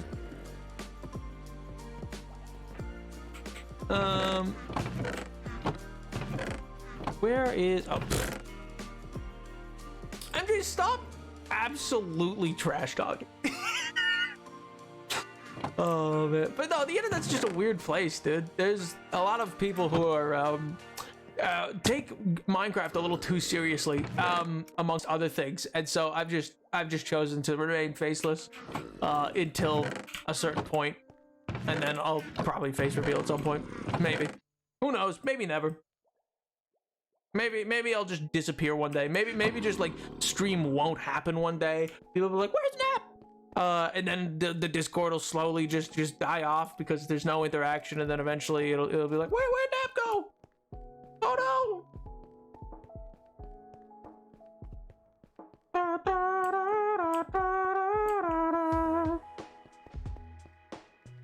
I love that the fish steps for the Minecraft community about all else. Ruben, you got no idea, man. You got no idea. It's crazy. It's insane. It's bazonkers.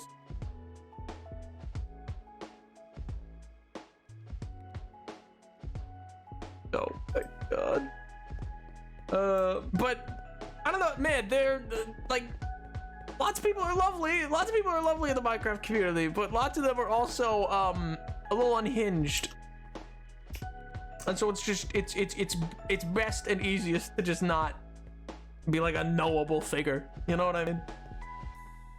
Well, now I want to know. I mean, I've talked about it before in brief, and I won't go into much detail beyond like, you know, early on TikTok, as I kind of started to get big in big quotation marks, where things started to pop off, and people were watching a lot of those lore videos and stuff like that.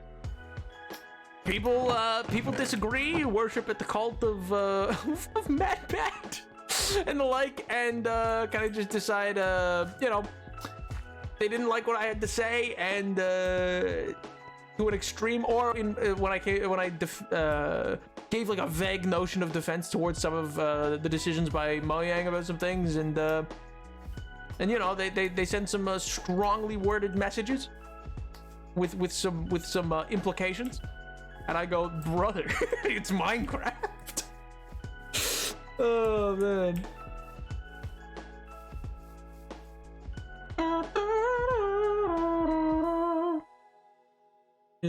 It's actually not like, I didn't have a bad experience with that group at all. I'll be honest. I never had any issue with people who were big on the Dream SMP. You like anime? I like some. I've only seen a few. I've only seen like Hunter x Hunter and Full Metal Alchemist, Brotherhood, and some of One Piece. But yeah, well, came that deep. Oh, dude. It was even just like, one of them was even just the idea that I was implying that there is lore at all. Funny enough, actually, Dead Man, because I remember the one that was real, like, explicit about things. I remember it was a TikTok that referenced. It was just a throwaway reference at the end. That I think referenced something that was like pretty big happened. I forget what the lore was, but it was there was something. Oh, I think it was actually about the idea of Endermen and stuff like that, and I think that was becoming a thing with the Dream SMP. And I put in a throwaway line right at the end, just like a ha ha ho ho he he hoo hum, wink wink nudge nudge type thing, and they were not happy. They were not happy about the implication that I was saying that anything to do with the Dream SMP was related to like main Minecraft lore, and which is just such a silly statement, It's just such a like a non-issue.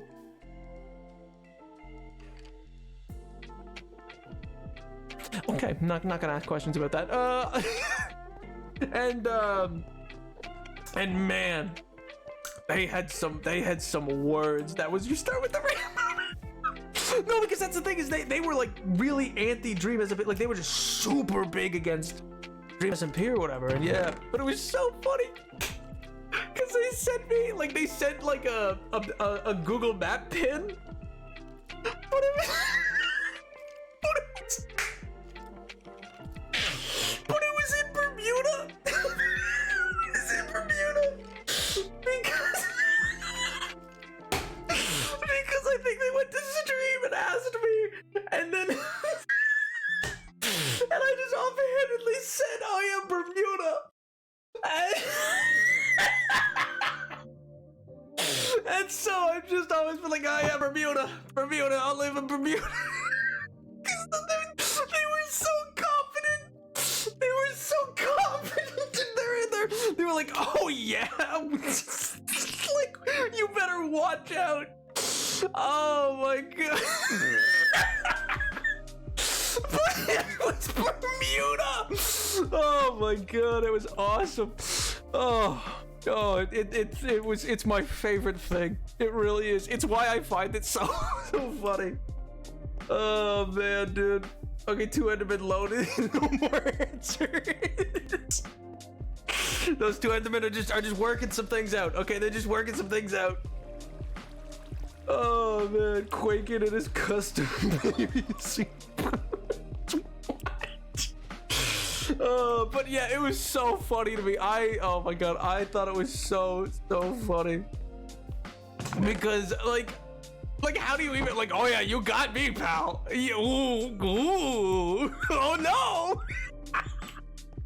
Like, it was just such a funny, like, they when somebody says something just so self-assured, like they're so like, oh, it's like such a, like, I know we were saying earlier nothing's cringe, but when somebody is so like, I'm dangerous, like, oh, okay, and then they send you the wrong place.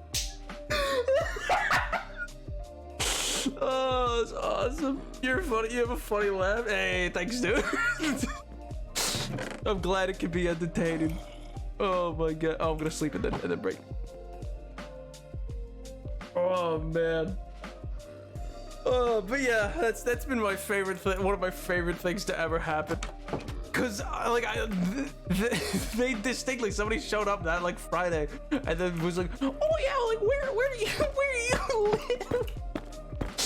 Oh my god. Oh, but yeah. But that also did increase my paranoia, to be fair. So yeah, that's also why, you know, even when it can cause problems, I'll stream. It throttles the bitrate, but I'll stream with a VPN and just edit. Like, I don't know. It's a weird paranoia.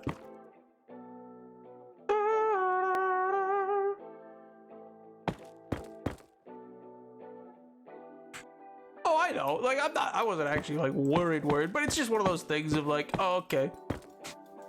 I just don't want anyone to ever, like, I just would like to never be doxxed. That would be nice. That would be cool. It would be, as one might say, Pog Champ, you know?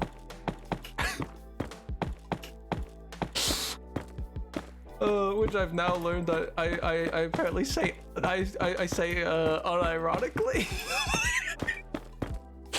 Oh, man.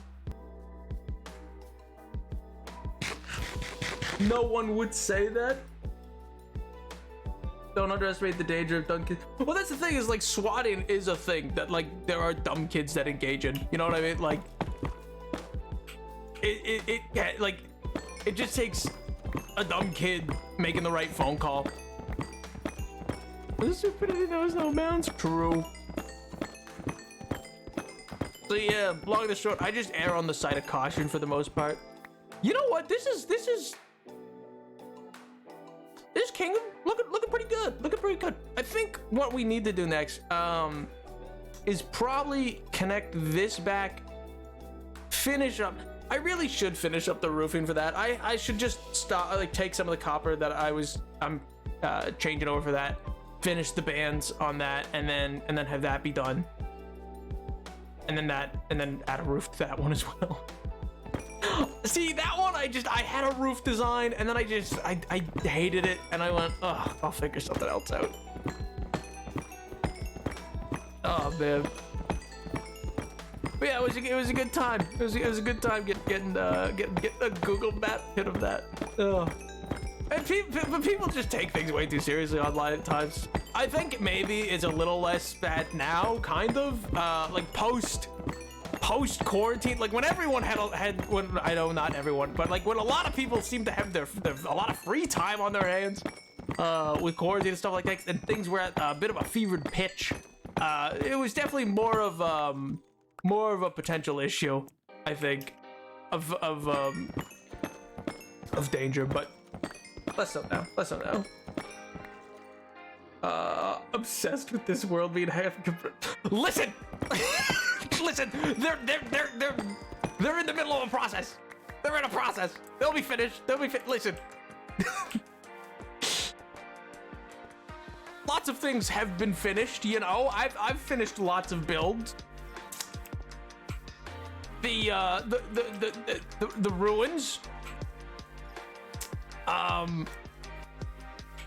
Soul Tree. The main gate.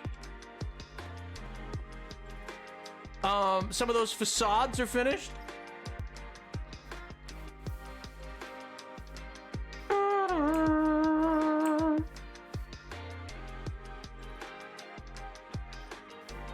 Soul Tree is absolutely not done. What do you mean? What do you mean it's not done? Dude, have a good day. Thanks. See you, dude. Have a great rest of your week, man. Hope it's good. Does that not look finished to you? Oh, I left some scaffolding. Oh well. But otherwise, it's all done. It's all done. Look, see that? See, it's got its roots down. It's got its leaves up. You know, yeah, but it's all done. The surrounding forest hasn't been done. I'll give you that. It's all in one world. I have like 7 different worlds on 8 different mod packs. Woof. And again, a lot of the issues of why some of these builds aren't done, it feels a bit like a cop-out, but it really is, like, the answer to it is like just lacking elytras and stuff like that to make it quickly, like to be able to quickly go from where I store my items to a build would make life so much simpler. It really would. It would be so very helpful. Watching that by shaking my head the entire time so people know I don't agree with them. Oh my god. The ADHD. Oh, why you have... See, yeah, that's just further proof for me not having it. Because I only have one world. You see? You see? L plus ratio, chatters. Point for nap. Put a point up on the board. I was asking about Ender Chest. Yeah, but I don't know about Ender Chest yet. I don't there isn't. Oh, were you asking if there is an in-world explanation already that I could go find? Because if that's the question, no, there is no pre-existing Ender Chest that I could go find. Technically, it is impossible to learn what an Ender Chest is within the game. Which is why maybe something, maybe something to do with an eye or something is maybe being worked on, maybe, who knows. Besides, yeah, like you would have to already be in the end to find it, because I think is there Ender Chests in the end cities, or is it in it's in ships, isn't it? One world filled with unfinished projects. Your unfinished buildings say otherwise. No. And also, I just pick away at we pick away at them while we're streaming. Listen. We pick away while we're streaming, so it's it's a little more complicated. Just look at Mount St. Helena. Just look at them go. They like to spin. They've been spinning for near 3 years now. I guess 2.5 technically, but yeah, 2.5 years. these three guys have been spinning. My God. Powerful stuff. Powerful stuff right there. Mount St. Helena. Wowie zowie. This is my first time seeing them. And I am... What? You don't like my little corner with Mount St. Helena in it? They're in their nice little water. Helena's about to blow up and it's gonna be fine. Swell day. Oh. His townspeople? Oh, okay. Oh, I'm sorry that I built David a beautiful home. What do you mean?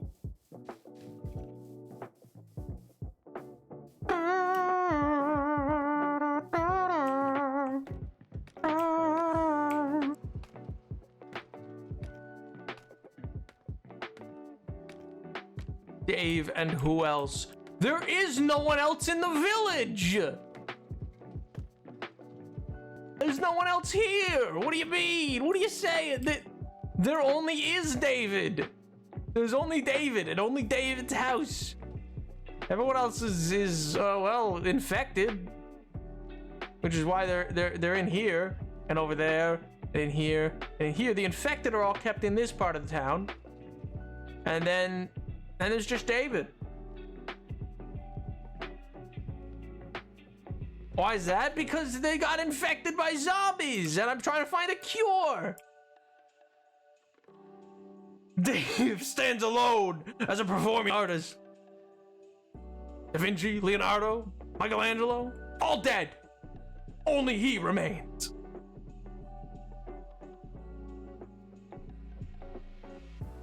David and I are looking to try to figure out a cure, okay? It's taking longer than we thought. That's all.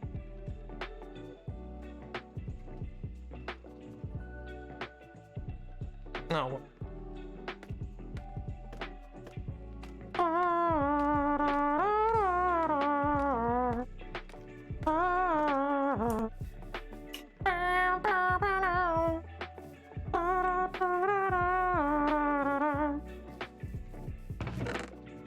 Yeah.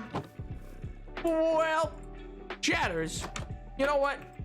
I think we'll call it here.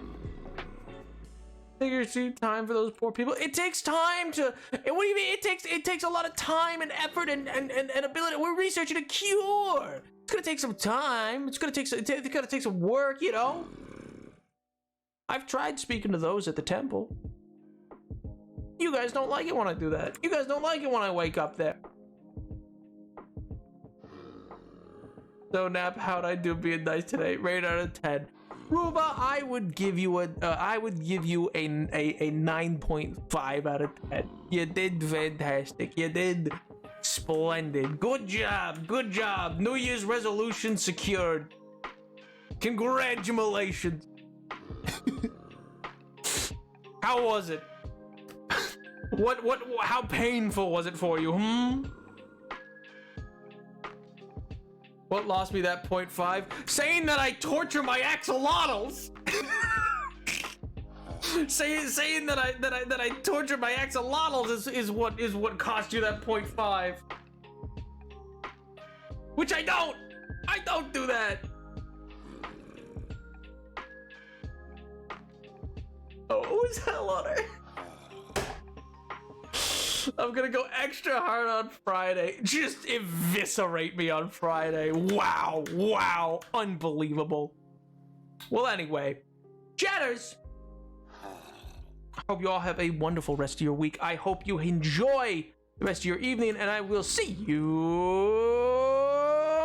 next time. Bye, Jet. Bye, Jet.